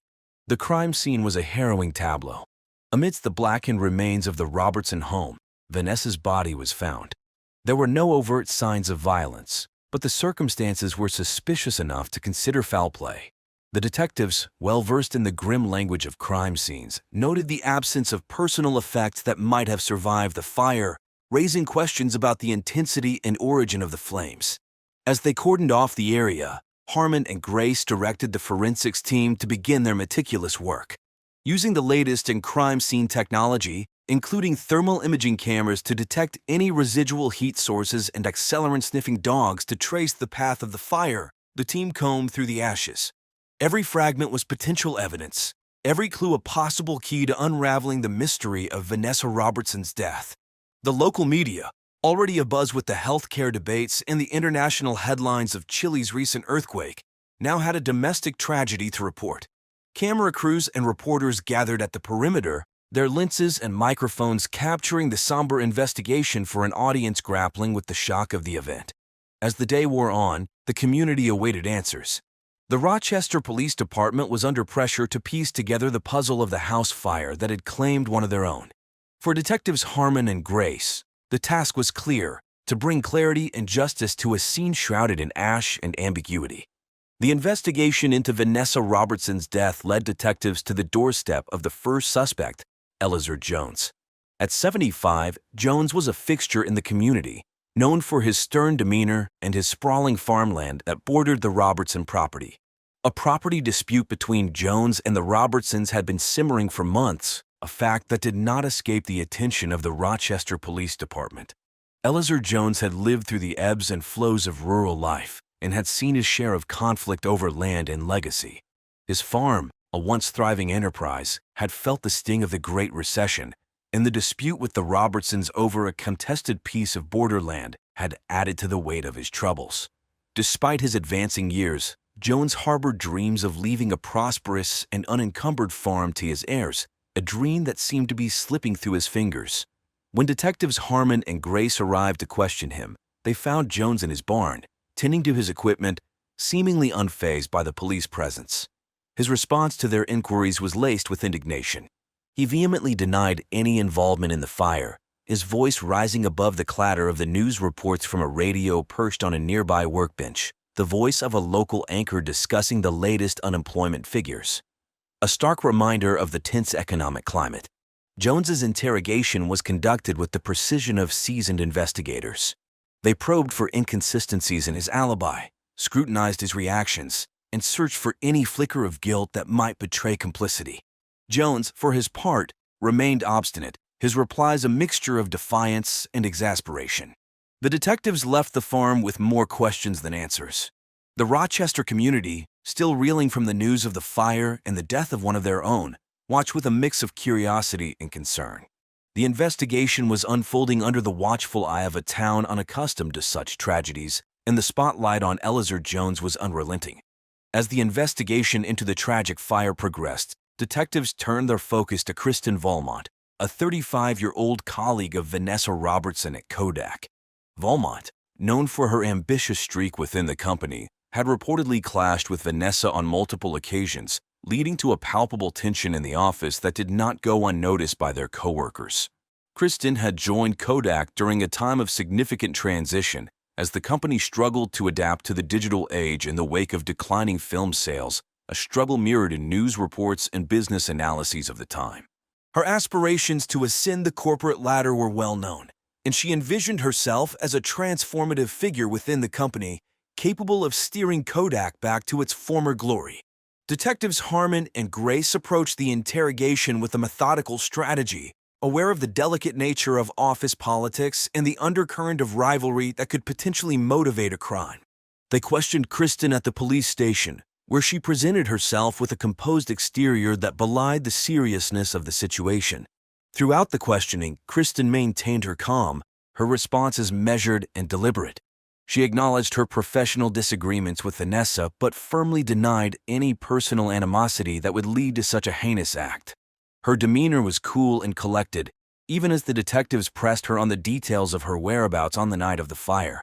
The Rochester community, still processing the loss of one of their own, followed the case with growing interest.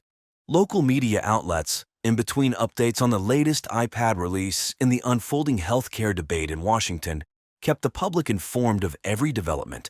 The scrutiny on Kristen Valmont intensified as the police continued to piece together the events leading up to the fire, her professional dreams and ambitions now cast in the shadow of a criminal investigation. On March 20, 2010, as the city of Rochester braced against a persistent spring drizzle, the investigation into Vanessa Robertson's death took a significant turn.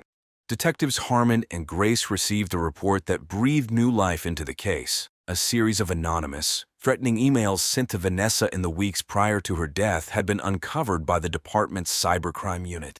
The emails, traced back to an untraceable source, were laced with vitriol and menacing undertones, digital missives that painted a picture of someone with a vendetta against Vanessa. The discovery of these emails shifted the narrative of the investigation, suggesting that the fire might have been a premeditated act of violence rather than a tragic accident. The Rochester Police Department's response was swift and methodical. The forensics team, equipped with advanced software used to analyze digital communications, worked tirelessly to extract any metadata that might lead to the identification of the sender. Meanwhile, detectives revisited the charred remnants of the Robertson home, searching for any physical evidence that might corroborate the digital threats. The news of the threatening emails rippled through the community, which was already grappling with the economic anxieties of the time, the whispers of Kodak's financial troubles, and the broader implications of the ongoing recession. The case, with its new twist, was now the subject of fervent discussion on local radio shows and in the comment sections of online news articles, as residents of Rochester sought to make sense of the unfolding drama.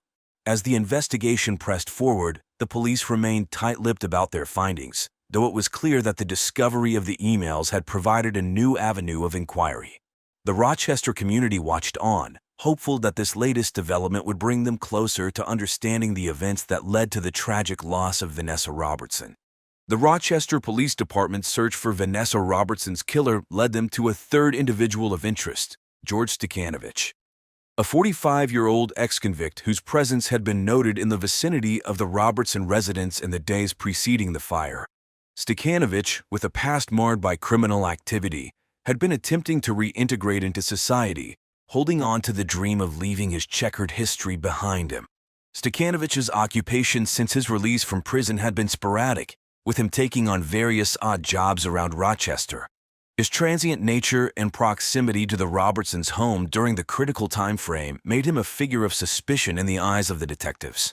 Stekanovich's aspirations for a normal life, free from the stigma of his past, were now overshadowed by the investigation.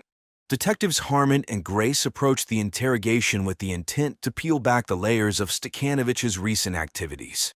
The questioning took place against the backdrop of a city still in shock, with local news outlets like WRCTV and the Democrat and Chronicle closely following the case, providing the public with a steady stream of updates amidst their coverage of the healthcare bill's progress and the local impact of the economic downturn. During the interrogation, Stekanovich's demeanor oscillated between anxious and defensive. He acknowledged his presence in the area but claimed it was innocuous, related to a potential job opportunity. His responses were tinged with the frustration of a man familiar with being on the wrong side of the law, yet he maintained his innocence regarding the fire and Vanessa's death. The Rochester community, already on edge from the recession's impact on local industry giants like Xerox and Bosch and Lohm, watched as the police delved deeper into Stekanovich's alibi. With each passing day, the pressure mounted to solve the case and provide answers to a family and a city in mourning. The relentless pursuit of truth by the Rochester Police Department culminated in a revelation that would shake the foundations of the Robertson family and the community at large. Andrew Robertson, a 48-year-old engineer at Kodak and the bereaved husband of Vanessa Robertson, emerged as the prime suspect in the case. The economic strain of the Great Recession had left Andrew facing the prospect of unemployment, as Kodak, once a bastion of innovation and prosperity, was now grappling with the seismic shifts of the digital age. Andrew, described by colleagues as a pragmatic man deeply invested in his work, had been harboring a secret that would unravel his seemingly stable life. With Kodak's layoffs making headlines and the financial security of families across Rochester hanging in the balance, Andrew had been silently drowning in desperation. His dream of maintaining the comfortable life he had built for his family was slipping away, and in a moment of profound misjudgment, he set his home ablaze, intending to claim the insurance without his wife's knowledge. On that fateful March evening, as the city contended with the chill of early spring and the local news reported on the burgeoning Tea Party movement's rallies, Andrew had not realized that Vanessa would be home. The fire, intended as a desperate escape from financial ruin, instead became an act of unintended but irreversible devastation. Detectives Harmon and Grace, after painstakingly reconstructing the sequence of events and analyzing the evidence, confronted Andrew with their findings. His facade of stoicism crumbled as the implications of his actions became clear. The man who had sought to protect his family from economic hardship had instead torn it asunder. As the news of Andrew's arrest spread through Rochester, the city was left to grapple with the dichotomy of a man who was both a respected engineer and now a convicted murderer. The case, a stark reminder of the pressures that can fracture even the most ordinary lives, became a touchstone for discussions on the far-reaching effects of the recession. On the evening of March 25, 2010, under the dimming light of an overcast sky, the Rochester Police Department made a decisive move in the case of Vanessa Robertson. Andrew Robertson, a 48-year-old Kodak engineer and the unsuspecting husband turned suspect, was taken into custody. The city, still grappling with the economic anxieties of the recession and the uncertainty surrounding local stalwarts like Kodak, now witnessed the dramatic turn in a case that had captivated the community. The arrest occurred at Andrew's temporary residence, a modest hotel room he had retreated to amidst the investigation. Detectives Harmon and Grace, armed with evidence of his ill-fated attempt to escape financial ruin, approached with a warrant. The scene was far removed from the technological advancements and corporate strategies discussed in Kodak's boardrooms or the latest healthcare debates that dominated the airwaves. Andrew's reaction to the arrest was a complex tapestry of emotions.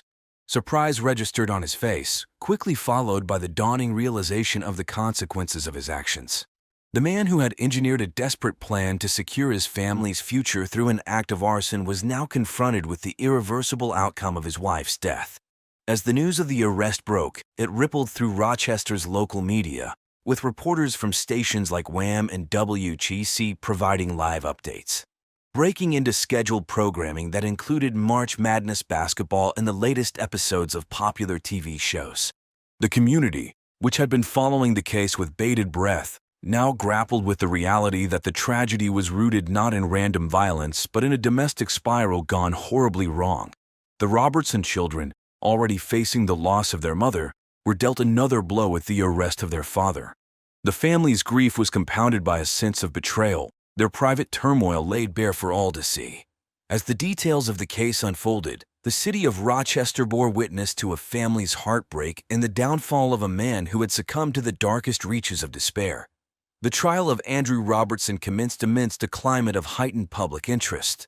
The courtroom, a stage for the unfolding drama, was presided over by a sea of legal professionals, media personnel, and a community seeking closure. Helen Pierce, the prosecutor, stood as a figure of relentless justice. At 52, her reputation was that of a formidable presence in the courtroom, having navigated numerous high-profile cases with a blend of legal acumen and unwavering resolve. On the opposing side, defense attorney Sheila Keller, 47, was known for her persuasive oratory and empathetic approach to the law. Keller's task was to humanize Andrew, to cast him as a tragic figure overwhelmed by the economic pressures that had seized the nation, much like the recession's grip on Rochester's own corporate giants, Kodak and Xerox. As Pierce laid out the prosecution's case, she weaved a narrative of premeditated arson, a desperate act by a man on the brink. She referenced the digital evidence, the financial strains, and the insurance policy that pointed to a motive rooted in economic despair. The courtroom, filled with the hum of whispered speculation, was a microcosm of the wider world, where news cycles were dominated by stories of financial ruin and corporate bailouts. Keller's defense painted a different picture, that of a man who had made a catastrophic error in judgment, without malice or intent to harm his beloved wife. She highlighted Andrew's role as a provider, a man caught in an economic maelstrom that had left him floundering.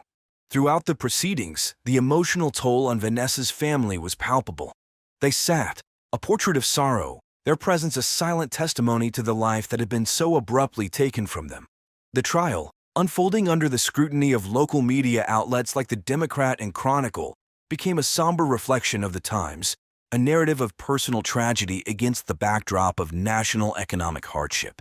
The somber atmosphere of the Rochester courthouse was palpable as the jury returned with their verdict for Andrew Robertson. After hours of deliberation, which seemed to echo the broader societal deliberations on justice and economic hardship, the jury found Andrew guilty of manslaughter and arson. The decision reverberated through the courtroom, where the tension had been as thick as the March fog blanketing the city's skyline. Prosecutor Helen Pierce, her career marked by a string of successful convictions, stood satisfied with the outcome, believing justice had been served. The defense attorney, Sheila Keller, known for her eloquent defenses and a personal touch that often resonated with juries, was visibly subdued, his expression reflecting the weight of the verdict. The sentencing phase brought a heavy penalty as the judge, attuned to the severity of the crime and its repercussions, imposed a lengthy prison sentence. The gravity of the sentence sought to reflect not only the loss of Vanessa's life but also the betrayal of trust and the breach of safety within the sanctity of one's home. Some in the community felt the punishment was just, considering the deliberate act of setting the fire, while others debated the role of Andrew's desperate financial circumstances. drawing parallels to the leniency shown in some corporate bailouts of the era. The impact of the sentence on Vanessa's family was complex. While some felt a measure of relief, others questioned whether any sentence could adequately address the void left behind. Friends and family, their emotions raw, were divided on whether justice had truly been served. Local news outlets, which have been following the case with the same intensity as the national coverage of the iPad's release earlier that month, now reported on the community's reaction. The sentencing was more than a legal conclusion. It was a moment of reflection on the personal cost of the economic downturn that had swept through Rochester and the nation. In the wake of the trial that had gripped Rochester, life slowly began to move forward. The family of Vanessa Robertson, now navigating a world without her, sought solace in the support of the community and in each other. The children, bereft of both parents, faced the daunting task of rebuilding their lives, their resilience a testament to their mother's enduring influence. Detectives Harmon and Grace, who had become fixtures in the media narrative surrounding the case, returned to their duties.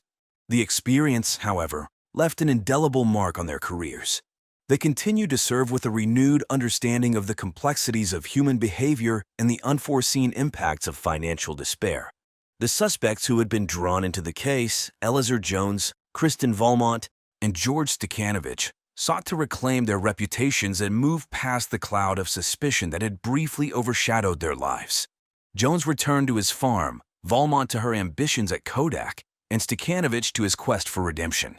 Rochester itself, a city that had witnessed the rise and fall of industrial giants, the ebb and flow of economic fortunes, and now the tragic end of one of its own, continued to evolve. The case had become a part of its history, a story recounted in the pages of the Democrat and chronicled and discussed in the quiet corners of local establishments.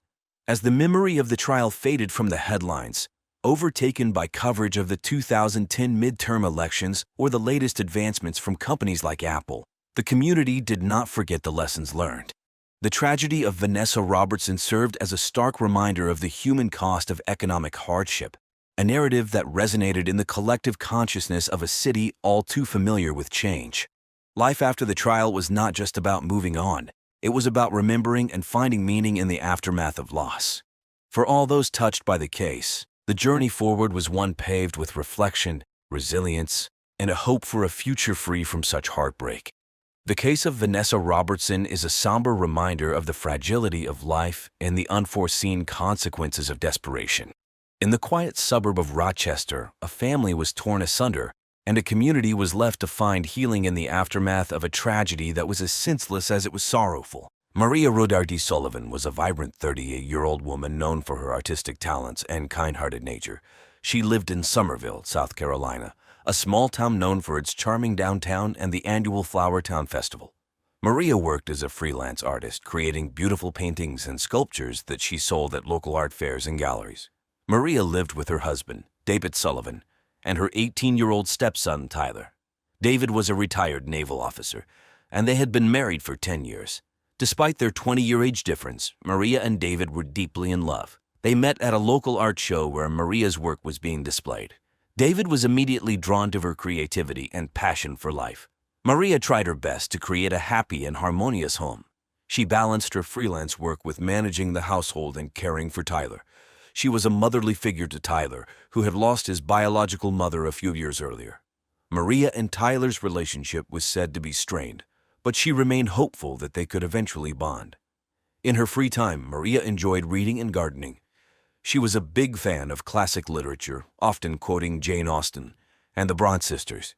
Her garden was filled with vibrant flowers, a testament to her love for nature.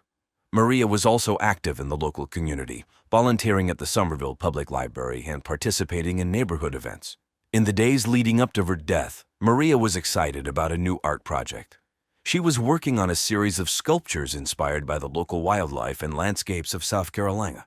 Maria planned to showcase these pieces at the upcoming Flower Town Festival. She was also looking forward to a small family getaway she had planned, hoping it would help mend the strained relationship between her and Tyler. Maria's friends described her as charismatic and friendly. She had a close-knit social circle and was always willing to lend a helping hand.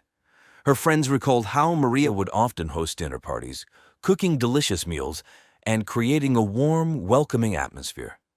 Despite the challenges in her life, Maria remained optimistic and full of dreams. She hoped to open her own art gallery someday and inspire others with her work. Tragically, her dreams were cut short by a brutal and senseless act of violence.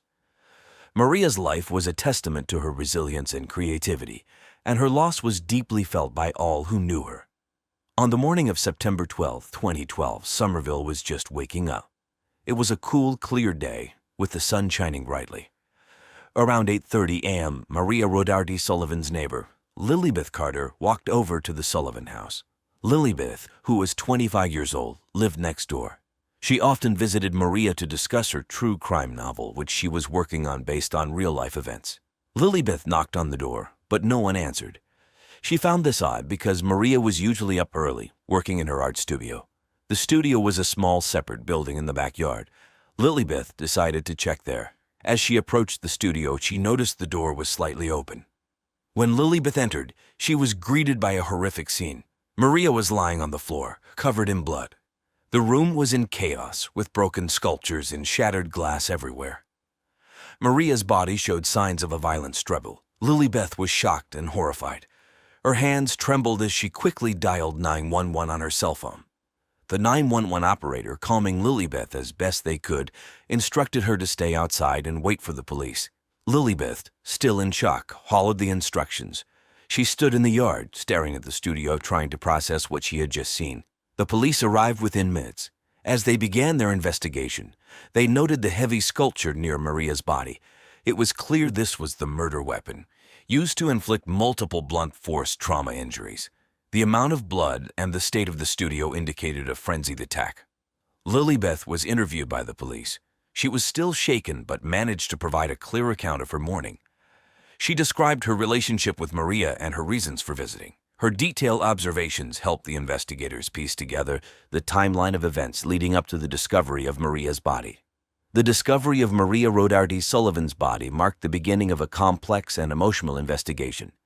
Her friends and neighbors were left in shock, struggling to understand how such a brutal crime could happen in their peaceful community. When the police arrived at the Sullivan house on the morning of September 12, 2012, they knew they had a serious crime on their hands. It was a sunny day in Somerville, and the peaceful neighborhood was quickly disturbed by the flashing lights and sirens of police cars. Detective Martin Coco, a seasoned investigator known for his thoroughness, led the team. With him was Officer Julia Montes, who was respected for her calm and methodical approach. They had both seen many crime scenes, but the brutality of this one stood out. The art studio where Maria's body was found was a small building in the backyard. As they entered, the detectives were met with a gruesome sight. Blood was splattered on the walls, and the floor was covered with broken sculptures and shattered glass. The room looked like a scene from a horror movie, a far cry from the creative space it usually was. Maria's body lay on the floor, showing signs of a violent struggle. It was clear that she had been beaten to death with a heavy sculpture found nearby. The sculpture was stained with blood, indicating it was the murder weapon. Maria had multiple blunt force trauma injuries, suggesting a frenzied and brutal attack.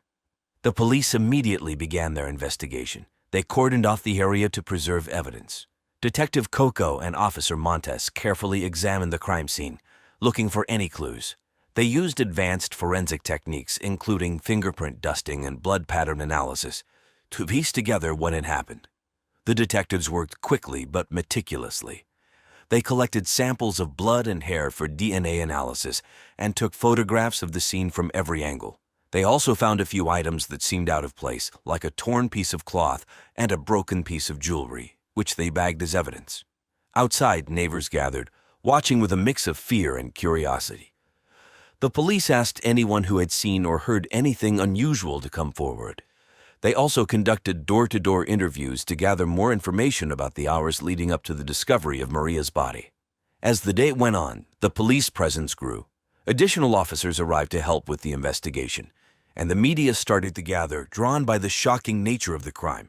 News reporters from local stations like WCIV and the Post and Courier began reporting live from the scene, adding to the growing sense of urgency. By the end of the day, the police had gathered a substantial amount of evidence, but many questions remained. Who could have done this, and why? Detective Coco and Officer Montes knew they had a long road ahead, but they were determined to find justice for Maria. David Sullivan, Maria's husband, was the first suspect the police investigated. David, who was 58 years old, had a disciplined and stoic personality, shaped by his years of service in the Navy. He married Maria 10 years ago, providing her with stability and support. Despite his stern exterior, David was deeply in love with Maria and very protective of his family. On September 12, 2012, after the police discovered Maria's body, they brought David in for questioning. Detective Martin Coco and Officer Julia Montes conducted the interview. David appeared calm, but was clearly shaken by the news of his wife's death. He told the detectives that he had been away on a business trip, staying at a Hampton Inn in Boston. He provided hotel receipts and a confirmation of his check-in and check-out times to back up his alibi. David's interview lasted several hours. The detectives asked him about his relationship with Maria and any possible enemies she might have had. David spoke about the tensions between Maria and his son Tyler. He mentioned that Tyler had been acting out since the death of his biological mother and struggled to accept Maria as a mother figure. David believed that despite these challenges, the family would eventually reconcile. The police also searched the Sullivan home for additional evidence. They went through David's belongings and searched his car, but found nothing suspicious. They interviewed David's colleagues and checked his phone records, all of which confirmed his alibi. Throughout the investigation, David maintained his composure. However, the strain was visible. He expressed his grief and disbelief that someone could harm Maria. He was cooperative with the police and provided them with any information they requested. Meanwhile, the local news outlets, such as WCIV and the Post and Courier, reported on the investigation. Neighbors and friends of the Sullivans were shocked to hear that David was a suspect. Many described him as a kind and loving husband who would never harm his wife. Despite his strong alibi, the police continued to investigate David to ensure nothing was overlooked. They re-examined the crime scene and cross-checked all the details of his alibi. Detective Coco and Officer Montes wanted to be thorough, leaving no stone unturned. As days passed, it became clear that David was not involved in Maria's murder. The focus of the investigation shifted to other potential suspects. While David was cleared, the pain of losing Maria and being under suspicion was a heavy burden he had to bear. On September 15, 2012, just 3 days after the discovery of Maria's body, Somerville was covered in a light drizzle. The gray skies matched the somber mood in the town. Around noon, while reviewing the evidence collected from the crime scene, Detective Martin Coco noticed something unusual. Hidden among Maria's art supplies in her studio were dozens of letters. These were not just any letters, but sexually explicit love letters exchanged between Maria and someone else. Detective Coco and Officer Julia Montes carefully read through the letters. The content revealed a secret affair between Maria and an unidentified individual. The letters spoke graphically of secret sex acts and deep, conflicting emotions. This discovery was a significant breakthrough in the case and suggested a possible motive for the murder. Detective Coco called for a meeting with the entire investigative team. They discussed the contents of the letters and the implications, but he knew they had to identify the other person involved in the affair to understand the full context and potential motives.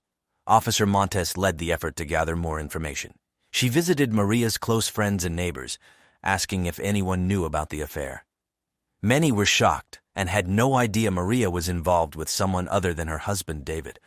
The news quickly spread through the small, very conservative Southern community, creating a buzz of gossip and speculation. Meanwhile, forensic experts analyzed the letters for fingerprints and DNA evidence. They also checked Maria's phone records and email history to find clues about her secret lover. The investigation was thorough, and every detail was scrutinized. On the same rainy afternoon, while examining Maria's phone, the detectives found a series of explicit text messages and call logs that led them to suspect Tyler, Maria's 18-year-old stepson. The messages hinted at a strained and complicated sexual relationship between Maria and Tyler. Some of the texts were heated, while others were more explicit and graphically described their sexual relationship. Detective Coco and Officer Montes were shocked by this new revelation. Tyler had always been seen as a troubled teenager, but the extent of his relationship with Maria was unexpected. The detectives knew they had to approach this delicately to get to the truth. The discovery of the love letters and text messages shifted the focus of the investigation. The police now had a clearer direction, and the pieces of the puzzle were slowly coming together. They prepared to interrogate Tyler again. this time with new compelling evidence that could unlock the secrets behind Maria's tragic death. Tyler Sullivan, Maria's 18-year-old stepson, became the focus of the investigation after the discovery of the love letters and text messages. Tyler was a troubled teenager, still struggling with the death of his biological mother and the arrival of Maria into his life. He often acted out, showing signs of resentment towards Maria for taking his mother's place. Despite this, he was intelligent and ambitious, with a passion for music. He spent hours playing his guitar, dreaming of becoming a famous musician. On September 16, 2012, Tyler was brought in for questioning. Detective Martin Coco and Officer Julia Montes conducted the interview. Tyler appeared nervous but tried to remain calm. The detectives began by asking him about his relationship with Maria. Tyler admitted that their relationship was strained, but denied any involvement in her murder. When the detectives presented the love letters, Tyler's demeanor changed. He became visibly upset and defensive. He confessed to the affair, explaining that they started having sex about a year ago. Tyler said he became obsessed with Maria, believing that they could be together if his father David were out of the picture. However, Maria tried to end the affair and focus on her marriage, which frustrated Tyler. The detectives pressed Tyler for more details. They asked him about the night of Maria's murder. Tyler claimed he was at a friend's house, watching movies. The police checked his alibi, but it was weak and lacked concrete evidence. His friend Jake said Tyler was with him, but couldn't remember specific details or times. Tyler's reaction to the interrogation was a mix of anger and fear. He was defensive and argumentative, denying any involvement in the murder while expressing his frustration over Maria ending the affair. The detectives noted his conflicting emotions, which seemed to oscillate between sadness and anger. While Tyler was a prime suspect, the police needed more evidence to link him directly to the crime. They continued to analyze the physical evidence from the crime scene and cross-referenced it with Tyler's statements. The detectives also reviewed security camera footage from the neighborhood, hoping to find any inconsistencies in Tyler's alibi. The investigation into Tyler was intense and thorough. Detective Thompson and Officer Montes were determined to uncover the truth. They knew Tyler had a motive, but they needed solid evidence to prove his involvement. The love letters and text messages were crucial, but they had to build a strong case. The investigation was far from over, and the detectives continued to piece together the puzzle. Tyler remained a key figure in the case, and the police were determined to find justice for Maria. Lilybeth Carter, the Sullivans' 25-year-old neighbor, became another person of interest in the investigation. Lilybeth lived next door and frequently visited the Sullivan house. She had a keen interest in true crime stories and was working on a novel based on real-life events. Lilybeth was known for her observant nature and was often seen taking notes and photos around the neighborhood. On September 17, 2012, the police brought Lilybeth in for questioning. Detective Martin Coco and Officer Julia Montes conducted the interview. Lilybeth appeared calm and cooperative. She explained that she had a passion for writing and was fascinated by true crime. She often visited Maria to discuss her novel and get feedback on her writing. The detectives asked Lilybeth about the morning she discovered Maria's body. Lilybeth recounted the events in detail, describing how she found the studio door slightly open and discovered Maria lying on the floor. She spoke about her shock and horror and how she immediately called 911. The detectives noted that Lilybeth's account was consistent with the initial report. As the questioning continued, the detectives probed deeper into Lilybeth's relationship with the Sullivans. Lilybeth admitted that she often observed the family dynamics, noting the tension between Maria and Tyler.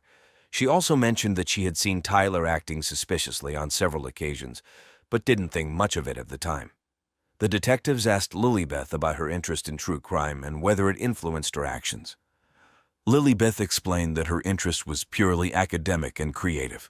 She was writing a novel and used her observations to create realistic characters and scenarios.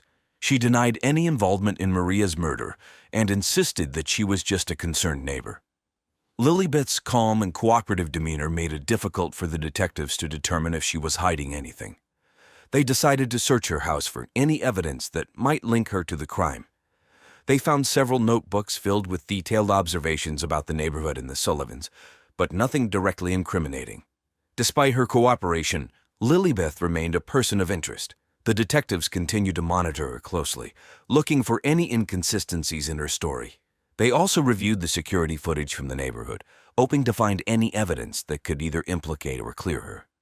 As the investigation into Lilibeth continued, the detectives faced the challenge of distinguishing between her genuine interest in true crime and any potential involvement in Maria's death. The complexity of the case deepened, but the police remained committed to finding the truth and bringing justice for Maria. On September 20, 2012, the investigation took a significant turn.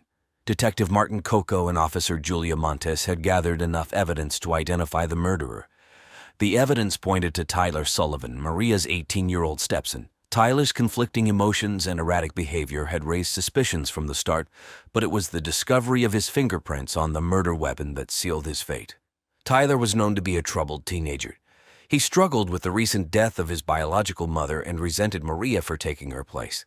Despite his intelligence and passion for music, Tyler's feelings for Maria had evolved into a dangerous mix of hatred and desire. When Maria confronted him about his failing grades and her decision to end their secret affair, Tyler snapped.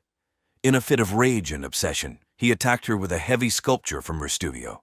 The detectives had pieced together the events of that fateful day. Tyler had been at the house, waiting for the right moment. When Maria entered the studio, he followed her. The confrontation escalated quickly, and in his fury, Tyler grabbed the sculpture and struck Maria multiple times, leading to her death. With the evidence in hand, the police prepared to arrest Tyler. On the evening of September 20, they arrived at the Sullivan home. Tyler was in his room, listening to music on his iPod. When the officers entered, Tyler seemed surprised but didn't resist arrest. He was handcuffed and taken to the police station for processing. David Sullivan, Tyler's father, was devastated by the news. He couldn't believe that his son was capable of such a brutal act. The family was torn apart by the revelation, and the community was equally shocked. Neighbors and friends who had known Tyler as a quiet, troubled teen now saw him in a completely different light.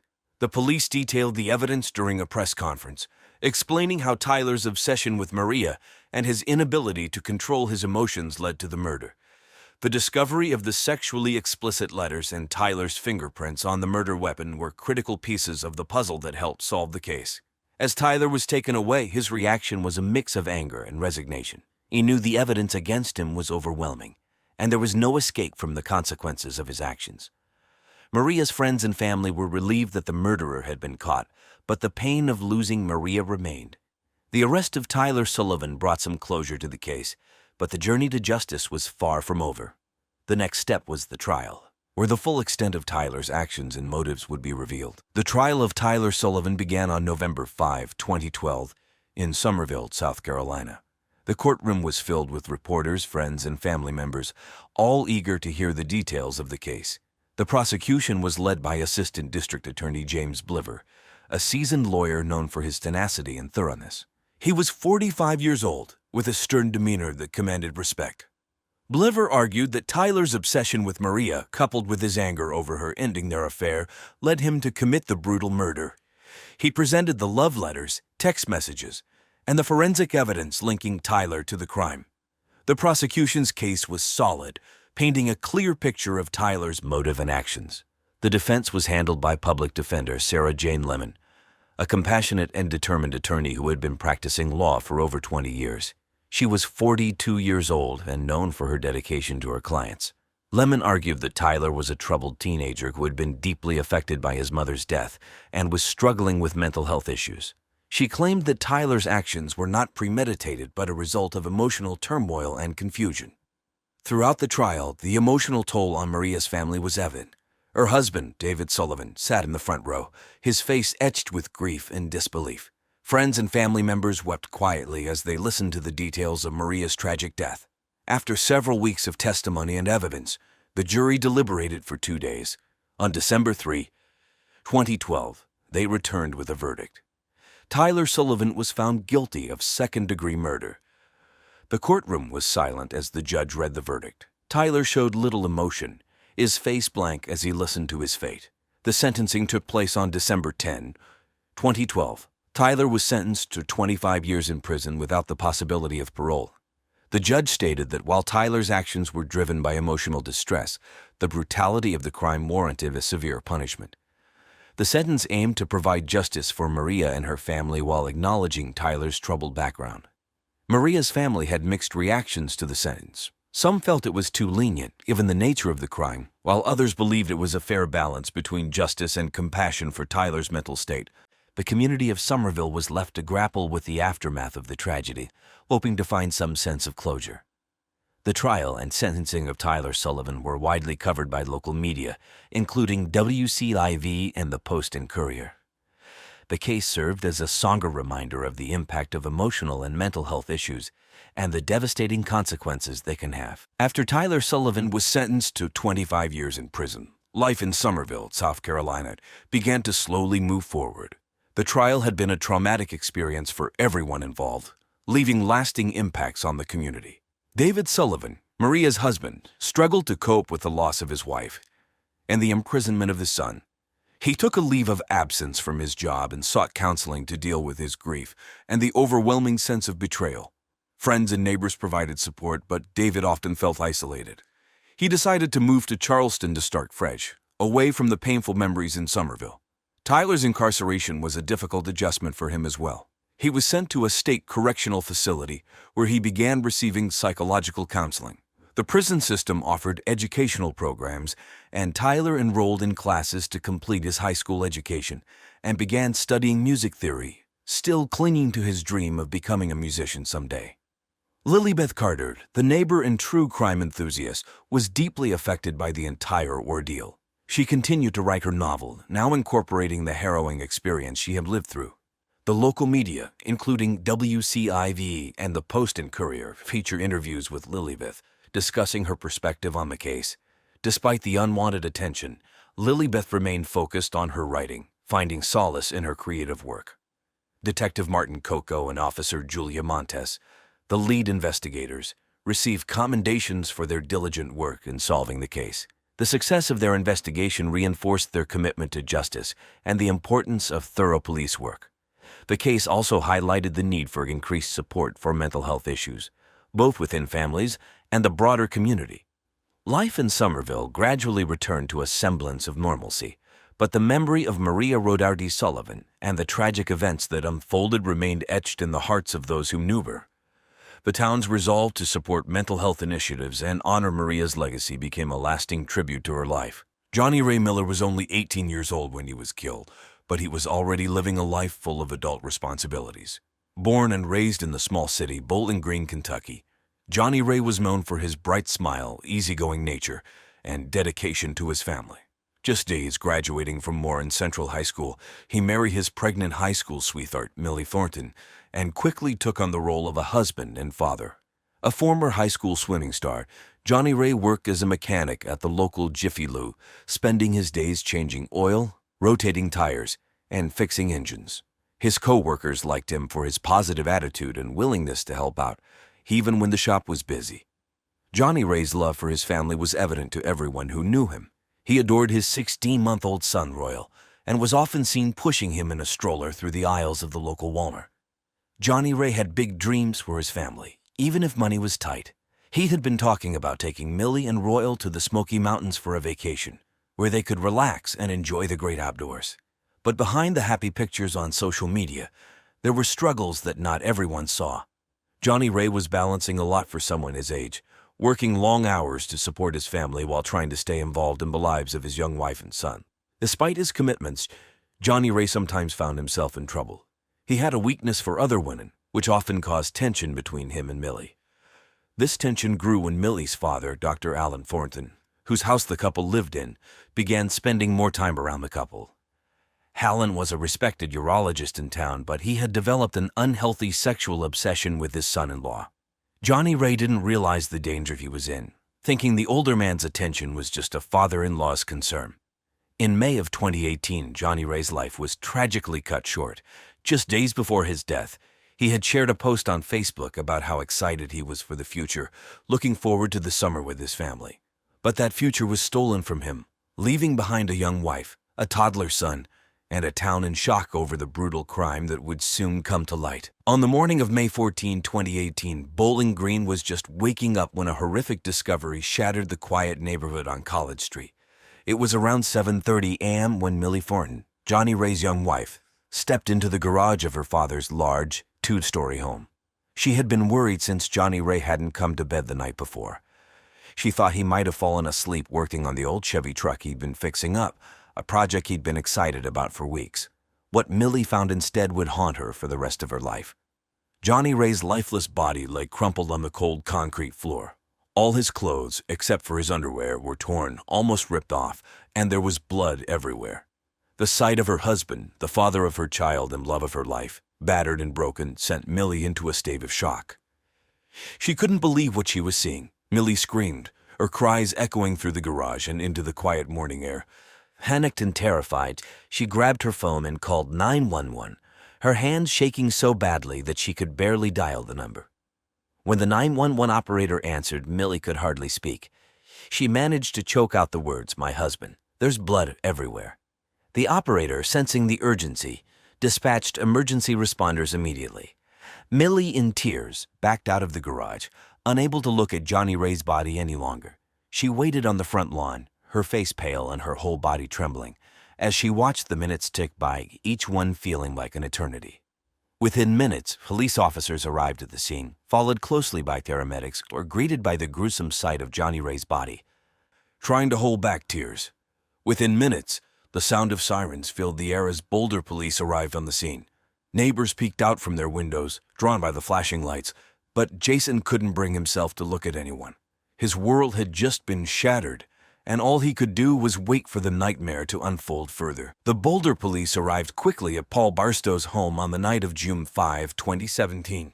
The flashing lights and sirens cut through the quiet neighborhood, alerting nearby residents that something terrible had happened. Detective Laura Reynolds, a seasoned investigator with 15 years of experience, was the first on the scene.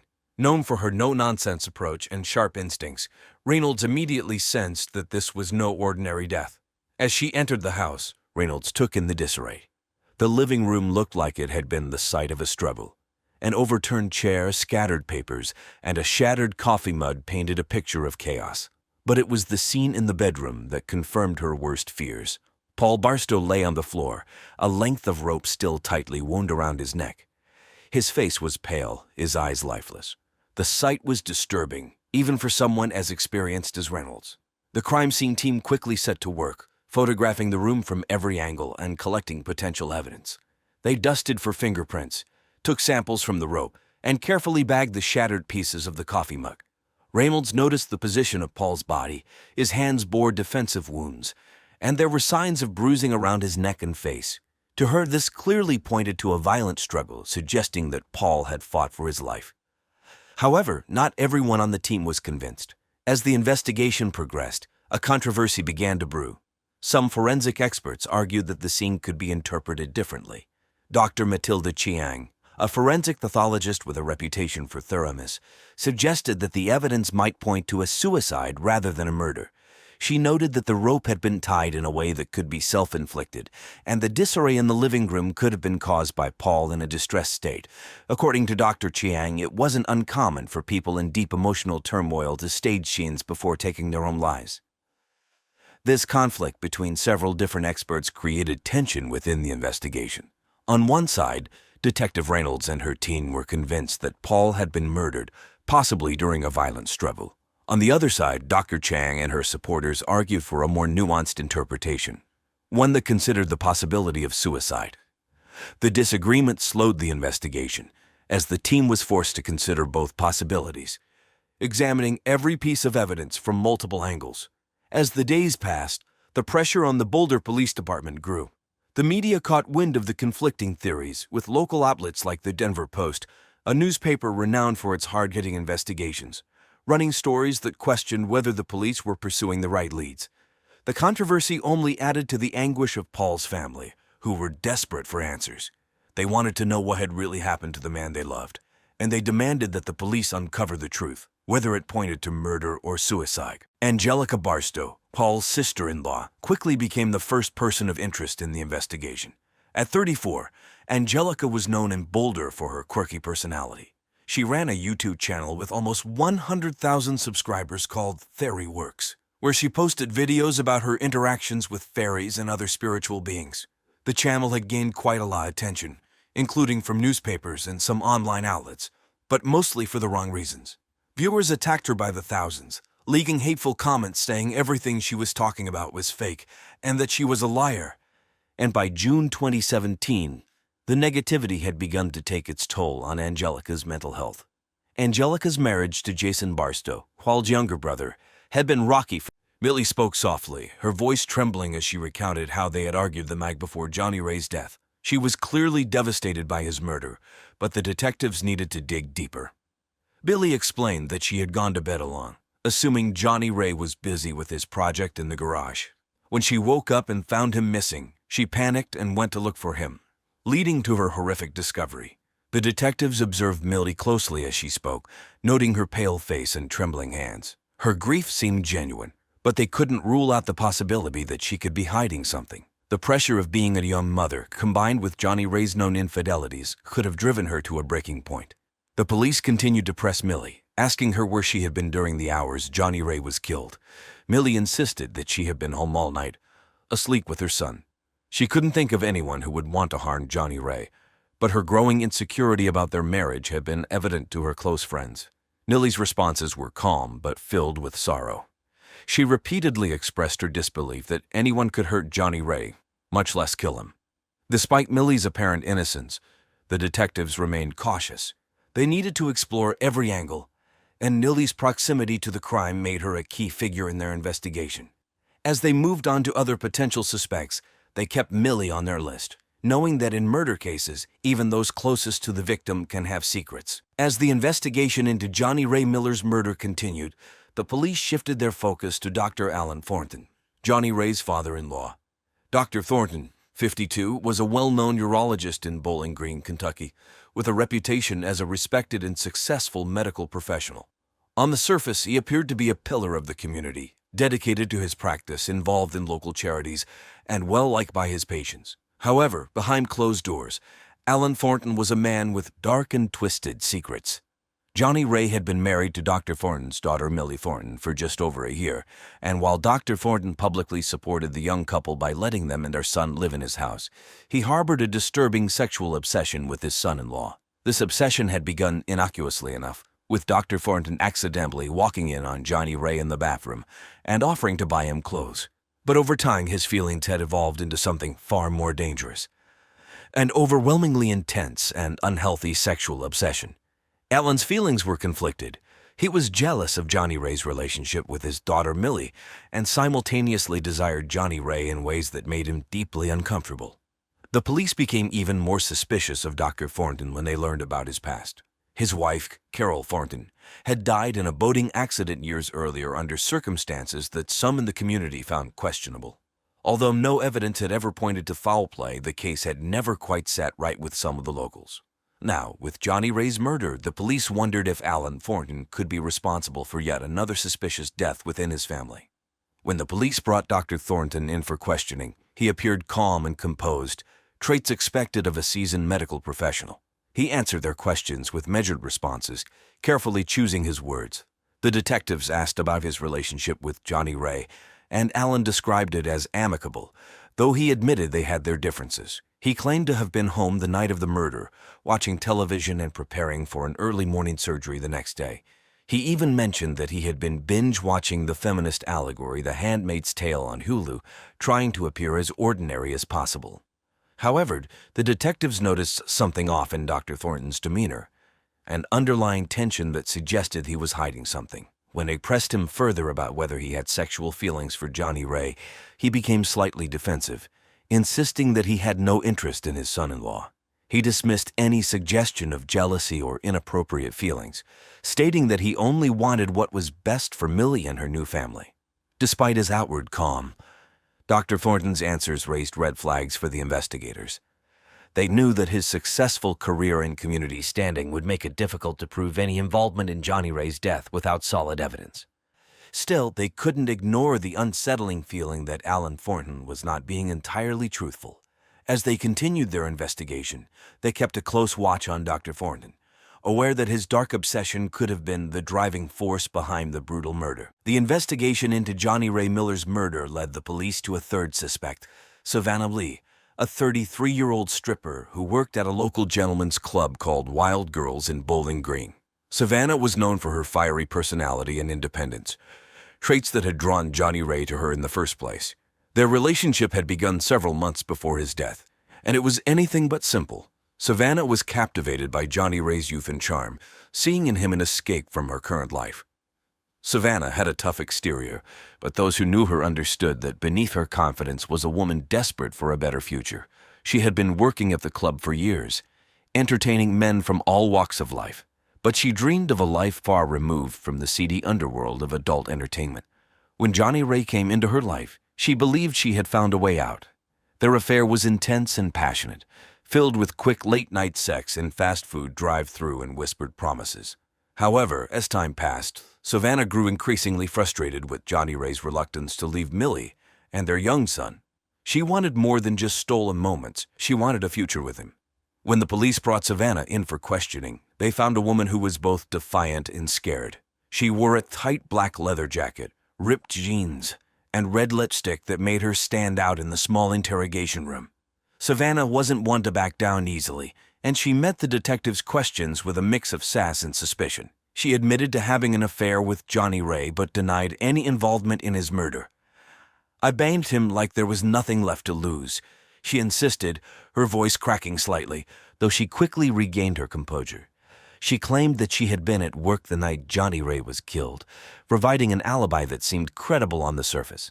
Despite her tough demeanor, Savannah's eyes betrayed her anxiety. The detectives pressed her on her relationship with Johnny Ray, asking if she had ever threatened him or his family. Savannah scoffed at the idea, but her frustration was palpable. She resented Millie, not because she disliked her personally, but because Millie stood in the way of what she wanted, a life with Johnny Ray. The detectives noted her anger, but couldn't find any solid evidence linking her to the crime. Still, Savannah remained on their radar, a woman whose desire for a better life might have driven her to desperation. As the investigation continued, the police knew they couldn't rule her out just yet.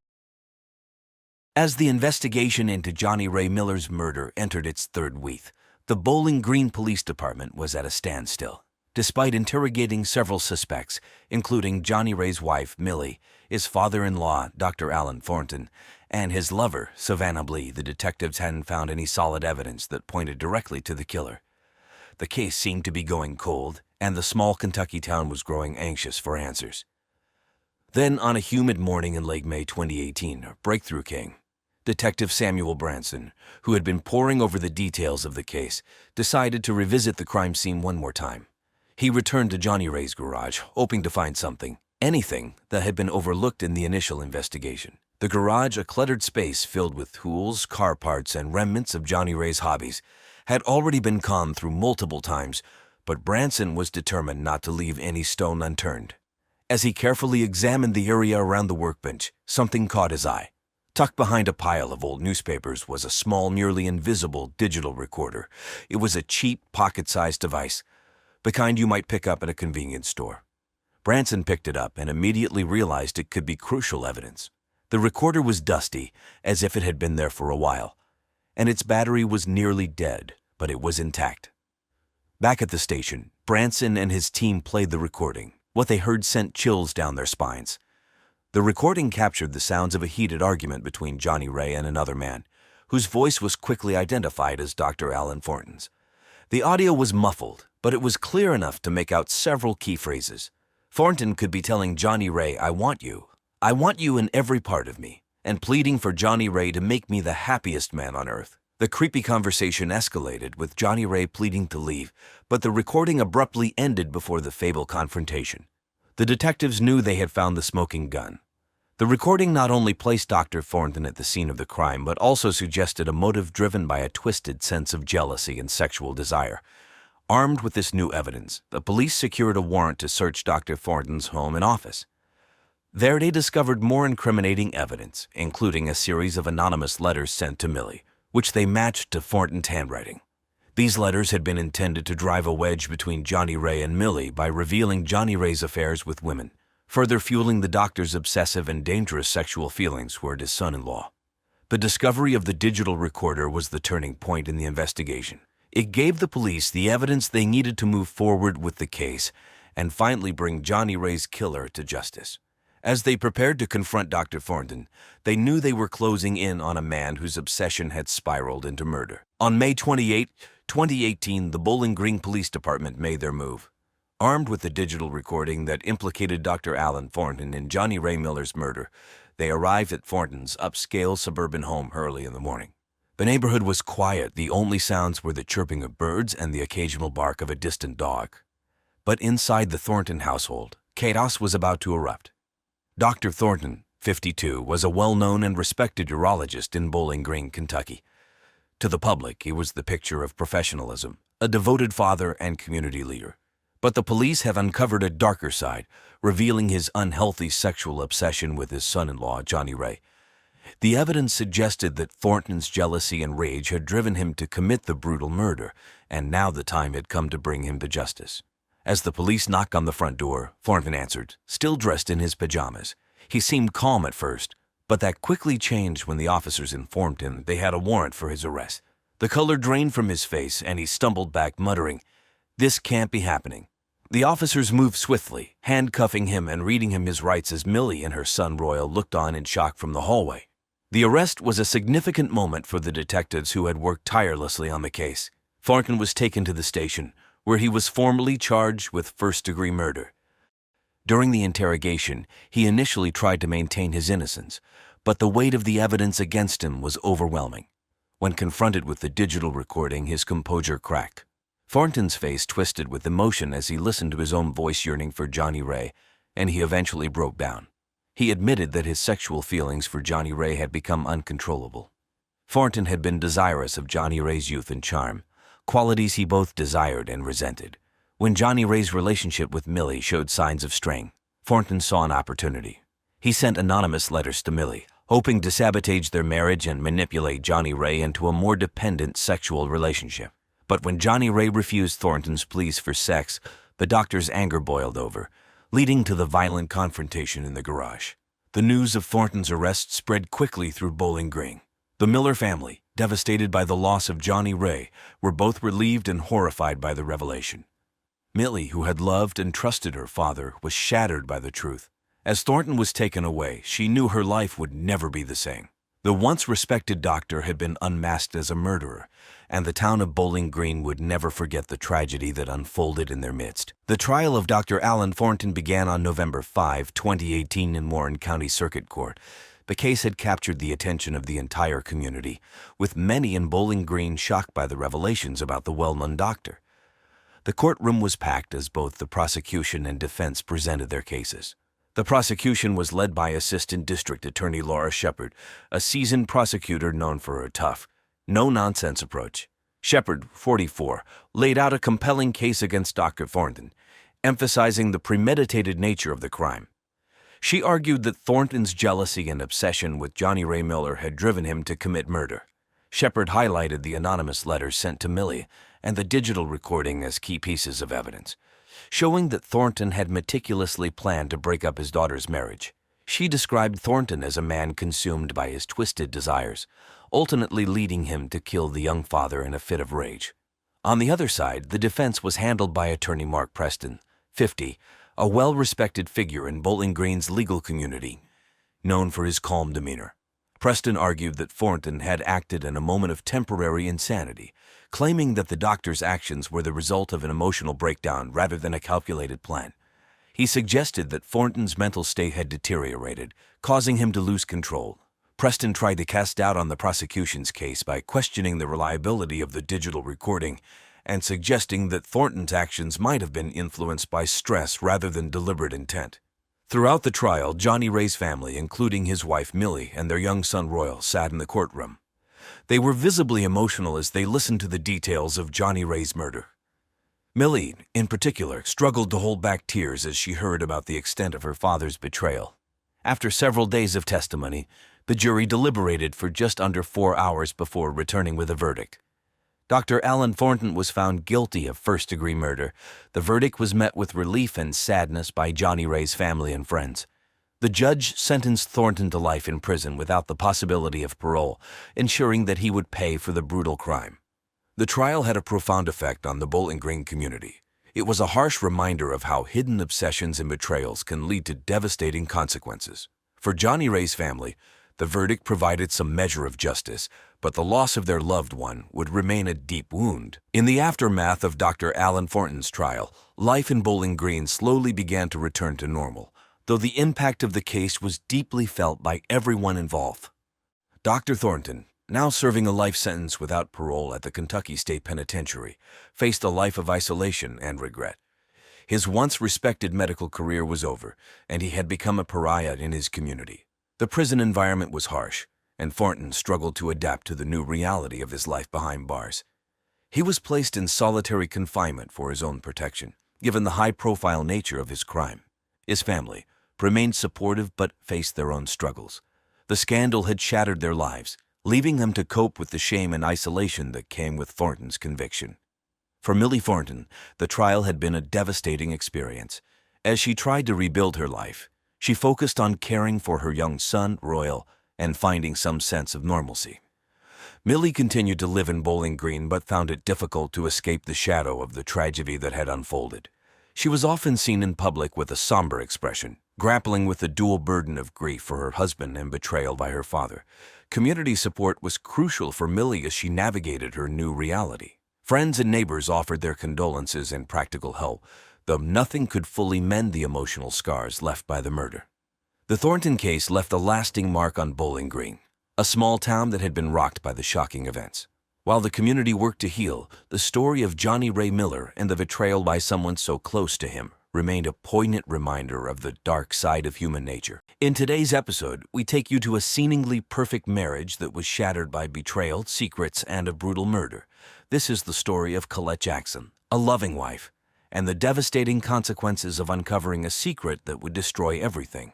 Colette Jackson was a 36-year-old woman who lived in Lodi, New Jersey. She was known in her community as a kind-hearted and creative person who loved helping others, especially children. Colette worked as an art teacher in a local school where she taught disadvantaged kids. She believed that art could make a difference in the lives of children who didn't have much else to turn to. Colette's classroom was always full of bright colors, paintings, and drawings. She was the type of teacher who stayed late after school to help her students finish projects or just to talk if they needed someone to listen. Her passion for art wasn't just limited to the classroom. Colette lived in a modest but cozy home with her husband, Steven Jackson. The couple had been married for nearly 10 years and appeared to have a strong and happy marriage. They often attended community events together, such as the Lodi Street Fair and the annual town Christmas parade. Colette and Stephen were well-liked by their neighbors, who often described them as a perfect couple. However, beneath the surface, Colette was dealing with more than anyone knew.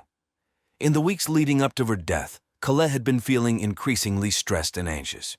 She had mentioned to a close friend that she felt something was off in her marriage, but she couldn't quite put her finger on what it was. Despite her worries, Colette continued to pour herself into her work. She had recently started planning a new art program for her students, which she hoped would be ready by the fall. Colette was excited about the future and had big plans for both her career and her personal life. She had even started talking about the possibility of having children, something she and Stephen had been considering for a while. But Colette's dreams and plans would never come to fruition. She was unaware that her life was about to be tragically cut short, and the secrets that had been hidden for so long would soon come to light, changing everything. On the morning of August 14, 2013, the peaceful suburb of Lodi, New Jersey, was shaken by a horrifying discovery. At around 9:30 a.m., Angela Lagrima, a close friend of Colette Jackson, arrived at the Jackson home for their regular coffee date. Angela and Colette had been friends for years, often spending time together chatting about life, work, and their mutual love for art. That morning, Angela expected nothing more than a relaxing visit with her friend. But as she approached the house, she noticed that something seemed off. The curtains were drawn, and the front door, usually open to let in the morning light, was tightly shut. When Angela entered the living room, she was met with a scene that would haunt her forever. Colette was lying on the floor, her throat slit so deeply that her neck was nearly severed. Blood had cooled around her, staining the carpet a dark red. The sight was so shocking that Angela froze, unable to comprehend what she was seeing. After a few moments, she snapped out of her shock and frantically dialed 911, her hands shaking so badly that she nearly dropped the phone. Angela's voice was barely steady as she spoke to the emergency operator, describing what she had found. Her mind raced as she tried to make sense of what had happened. She couldn't believe that her friend, the kind and gentle Colette, had met such a violent end. The operator instructed Angela to wait outside until the police arrived, which she did, standing on the front lawn, numb and in disbelief. As she waited, Angela couldn't help but think about the last time she had seen Colette, just a few days earlier. They had met up for lunch at a local diner, talking and laughing as they always did. Colette had seemed a bit tired, but otherwise fine. Now, just days later, she was gone, and the life she had been so passionate about had been brutally taken from her. The Lodi Police Department received the 911 call at 9:45 a.m. on August 14, 2013. Within minutes, officers arrived at the Jackson home, quickly securing the area. Detective Frank Marino, a 20-year veteran of the force known for his calm demeanor and meticulous attention to detail, led the investigation. Marino had seen his share of crime scenes, but the brutality of this one struck him immediately. As the police entered the house, they were met with the stark contrast between the cozy, lived-in space and the gruesome scene in the living room. Colette Jackson's lifeless body lay on the floor, surrounded by a pool of blood that had soaked into the carpet. Her throat had been slit with such force that it nearly severed her neck. The blood spatter on the walls and nearby furniture indicated a violent struggle. Marino took a moment to absorb the scene before instructing his team to begin the investigation.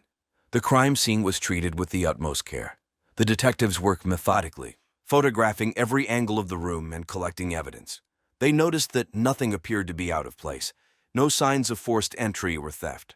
Colette's purse was still on the kitchen counter, her keys next to it. Her phone was on the coffee table, untouched. This led Marino to believe that Colette had known her attacker and had not expected any danger. The murder weapon, a large kitchen knife, was found near Colette's body, covered in blood.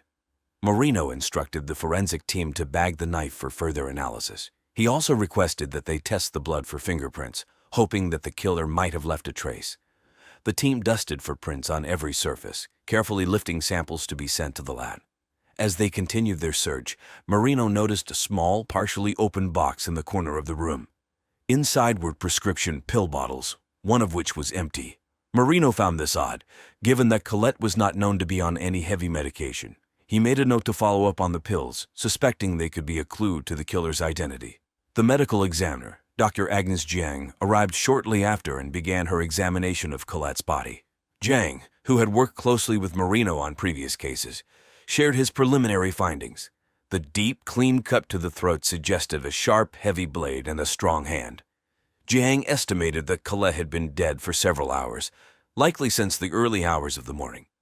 By the time the sun began to set, the police had gathered all the evidence they could find. The once warm and inviting home now felt cold and empty, marked by the traces of a life abruptly ended.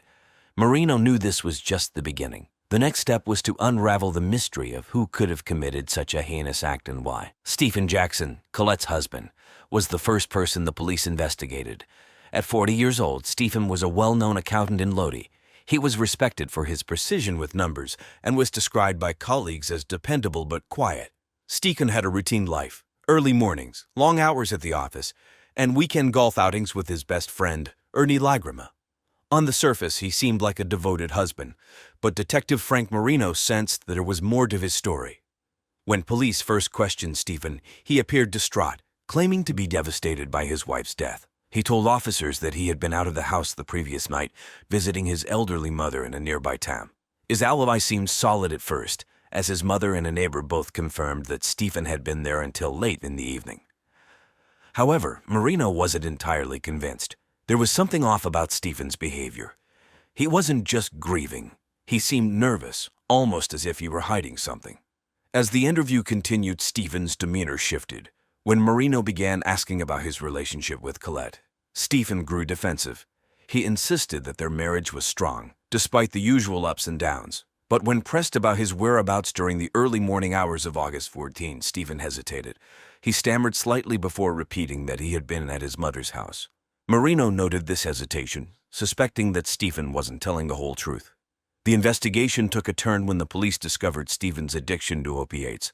A search of the Jackson home uncovered several empty pill bottles hidden in Stephen's closet. The pills were prescribed to different names, raising suspicion that Stephen had been illegally obtaining them. When confronted with this evidence, Stephen initially denied any wrongdoing, but eventually he broke down and admitted to the addiction. He claimed that he had been struggling for years and that Colette didn't know about it. Stephen's addiction raised red flags for the investigators. They began to wonder if it was connected to Colette's murder.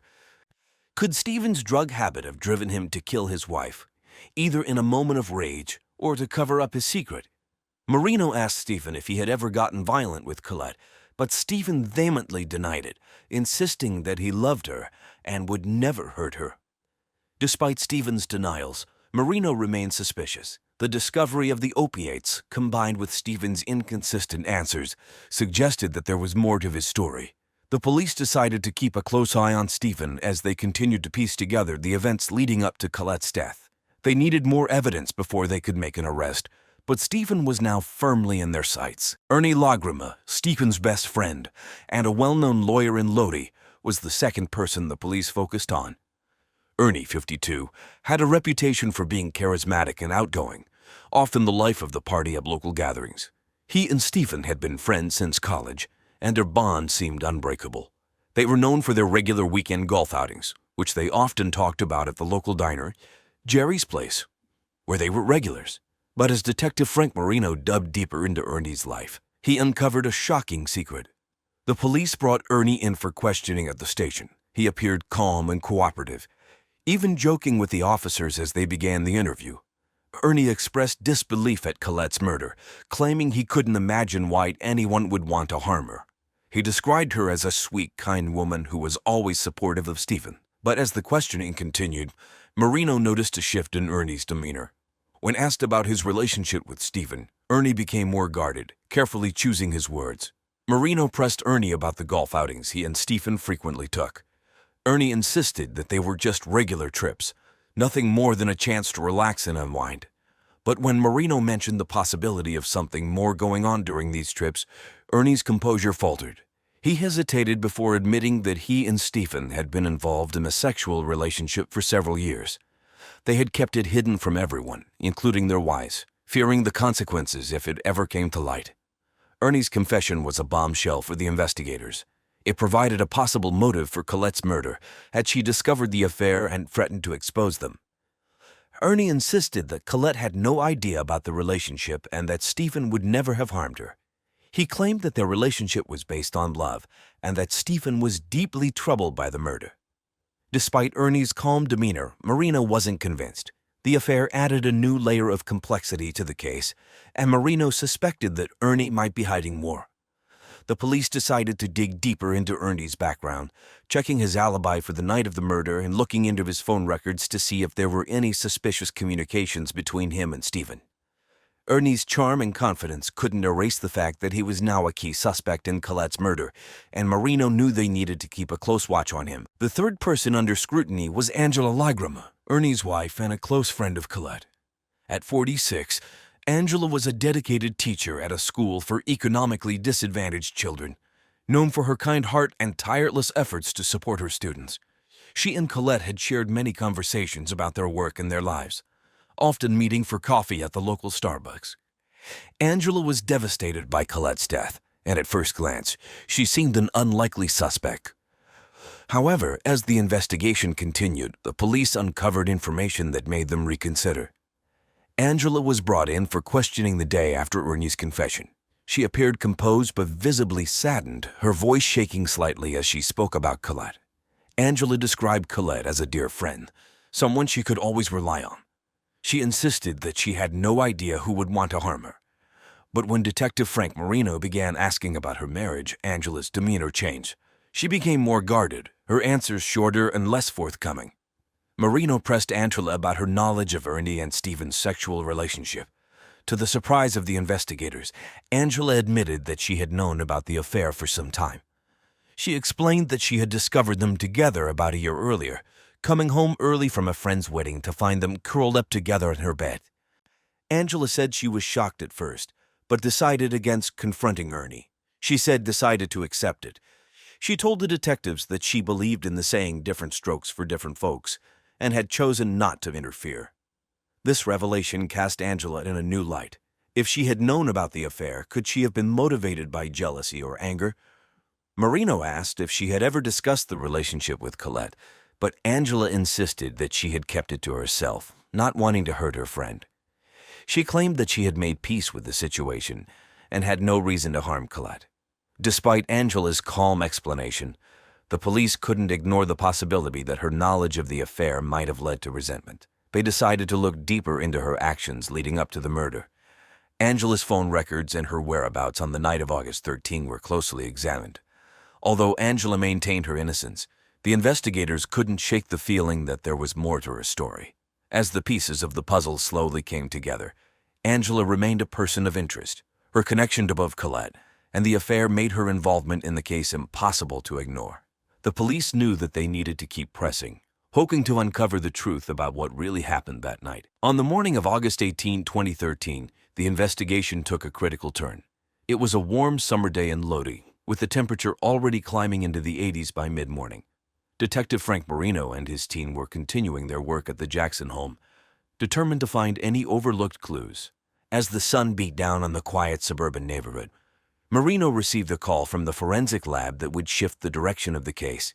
The lab had completed an in-depth analysis of the blood found on the kitchen knife at the crime scene. Initially, the blood was assumed to belong solely to Colette, but the lab had discovered something unexpected, a small but distinct trace of another person's DNA mixed with the blood. Marino's heart raced as he listened to the results. The DNA belonged to Stephen Jackson. This finding was significant. It suggested that Stephen had been much closer to the crime than he had initially claimed. The presence of his DNA on the murder weapon raised serious questions about his involvement. Marino immediately contacted Stephen's lawyer to arrange a follow-up interview, but Stephen had gone into hiding, fueling the police's suspicions even further. Later that day, the police received another crucial piece of evidence. A neighbor who had been out of town during the initial investigation came forward with new information. The neighbor recalled seeing Stephen's car parked outside the Jackson home at around 2:00 a.m. on the night of the murder. This directly contradicted Stephen's earlier alibi that he had spent the night at his mother's house. With this new timeline in mind, Marino revisited the security footage from nearby homes. After hours of reviewing tapes, the team finally caught a glimpse of Stephen's car driving down the street at 1:45 a.m., just minutes before the neighbor spotted it parked at the house. This new evidence placed Stephen at the scene of the crime during the critical hours when Colette was murdered. Marino and his team felt a growing sense of urgency. The evidence was mounting against Stephen, but they knew they needed more to secure an arrest. They focused on tracking Stephen's movements after the crime, using his cell phone records to trace his location. The data showed that he had driven to a remote area outside of Lodi, where he stayed for several hours before returning home later that morning. This new evidence gave the police a much clearer picture of what had happened that night. Stephen's DNA on the knife, the neighbor's testimony, and the security footage all pointed to him being involved in Colette's death. The investigation was now centered on finding Stephen and bringing him in for questioning. On the evening of August 20, 2013, the Lodi police were closing in on their prime suspect, Stephen Jackson. The mounting evidence, including his DNA on the murder weapon, and the neighbor's testimony placing him at the scene, had made it clear that Stephen was involved in his wife Colette's brutal murder. As the sun began to set, Detective Frank Marino and his team prepared for the next step, Stephen's arrest. Stephen, a 40-year-old accountant, had always been seen as a quiet and dependable man. But behind his reserved exterior, he harbored dark secrets that would soon unravel. Stephen had been having a secret love affair with his best friend, Ernie Ligrama, for years. When Colette accidentally discovered the affair, she threatened to divorce him. Stephen, fearing the consequences, snapped. In a moment of panic and rage, he brutally slit her throat, leaving her to die in their home. To cover up his crime, Stephen bribed the medical examiner, who was also his drug dealer, to falsely rule Colette's death as natural due to her previous medical condition. The police, armed with an arrest warrant, arrived at Stephen's mother's house, where he had been hiding. It was around 7:00 p.m., and the neighborhood was quiet. As the officers approached the door, Stephen, sensing that his time was up, tried to flee through the back. But the police had anticipated this and quickly apprehended him. Stephen was handcuffed and led to a squad car, his face a mix of shock and resignation. He didn't resist. It was as if he knew the inevitable had finally caught up with him. Back at the station, Stephen was formally charged with the murder of his wife, Colette Jackson. The news of his arrests sent shockwaves through the Lodi community. especially among Colette's family and friends. They had known Stephen as a devoted husband, but the revelation of his affair and the brutal nature of the crime left them in disbelief. Colette's family, devastated by the loss and betrayal, expressed a mix of relief and sorrow. They were relieved that justice was being served, but the pain of losing Colette in such a horrific way was overwhelming. Stephen's arrest also deeply affected Ernie and Angela Lagrima. Ernie was in shock, unable to believe that his secret relationship had led to such a tragedy.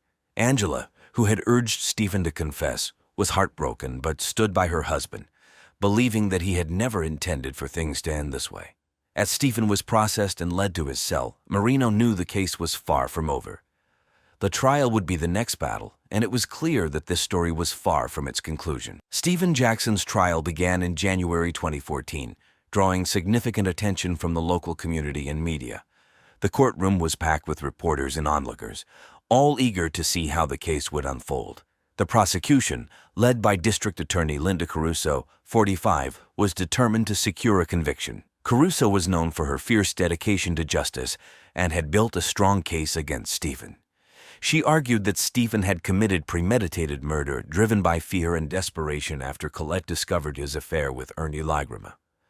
Caruso painted a picture of a man who would stop at nothing to keep his secret life hidden, even if it meant killing his wife. The defense, led by Stephen's attorney, Michael Friedman, 50, took a different approach. Friedman was a seasoned lawyer with a reputation for taking on challenging cases. He argued that Stephen's actions were not premeditated but the result of a momentary lapse in judgment. Friedman claimed that Stephen had acted in a fit of rage and panic, not with the intent to kill. He pointed to Stephen's clean criminal record and his role as a devoted husband and father, suggesting that this crime was out of character and not deserving of a harsh sentence. Throughout the trial, Colette's family sat in the front row, their emotions visible as they listened to the testimony. Her mother, Nancy, often wept quietly, while her father, Robert, stared straight ahead, his face a mask of grief. They had lost a daughter, and now they were witnessing the man who had taken her from them try to avoid full responsibility for his actions. The jury deliberated for 3 days before reaching a verdict. On February 15, 2014, they found Stephen Jackson guilty of second-degree murder. The courtroom was silent as the verdict was read, the weight of the decision hanging heavy in the air. Caruso, satisfied with the outcome, believed that justice had been served, although she had hoped for a first-degree conviction. During the sentencing, Stephen was given 25 years to life in prison. The sentence was met with mixed reactions. Colette's family felt that it was not enough, believing that Stephen should have received a harsher punishment for the brutal way he had taken Colette's life. Ernie Lagrima, who had attended every day of the trial, looked devastated, knowing that their affair had led to such a tragic end. Angela, who had urged Stephen to confess, remained by her husband's side, but the toll of the trial and the sentencing was clear on her face. As Stephen was led away, the courtroom slowly emptied, leaving behind the echoes of a trial that had torn apart families and shaken a community. After Stephen Jackson's conviction, life changed dramatically for everyone involved. Colette's family tried to rebuild their lives, but the pain of losing her in such a violent way left a permanent scar. Her parents found solace in the support of friends and the community, but the loss of their daughter was a burden they would carry forever. They started a foundation in Colette's name, aimed at helping survivors of domestic violence, hoping to prevent others from suffering the same fate. Ernie Lagrima's life was also deeply affected. The affair that had once been his secret became public knowledge, and he faced harsh judgment from the community. Ernie, once a well-respected lawyer, found his reputation in ruins. He struggled to continue practicing law and eventually closed his practice, unable to escape the shadow of the trial. The guilt he felt over his role in the events that led to Colette's death was overwhelming. He withdrew from public life, spending most of his time in solitude, haunted by the choices he had made. Angela Lagrima, Ernie's wife, remained by his side, but their relationship was forever altered. Angela had been the one to encourage Stephen to confess, believing it was the right thing to do. However, the public scrutiny and the weight of the scandal strained their marriage.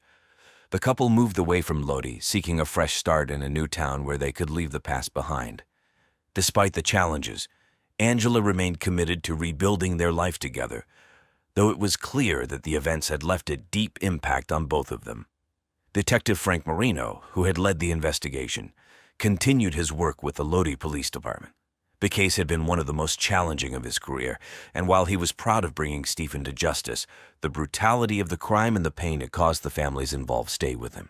Marino became more vocal about the importance of mental health support for law enforcement officers, recognizing the toll that such cases could take on those tasked with solving them.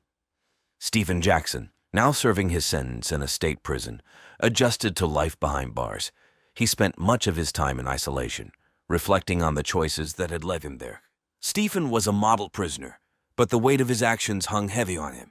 He occasionally received letters from Angela, who continued to check in on him, but he had little contact with the outside world. His life, once marked by a stable career and a seemingly happy marriage, was now defined by the walls of his cell and the knowledge that he had destroyed not only his life but the lives of those around him.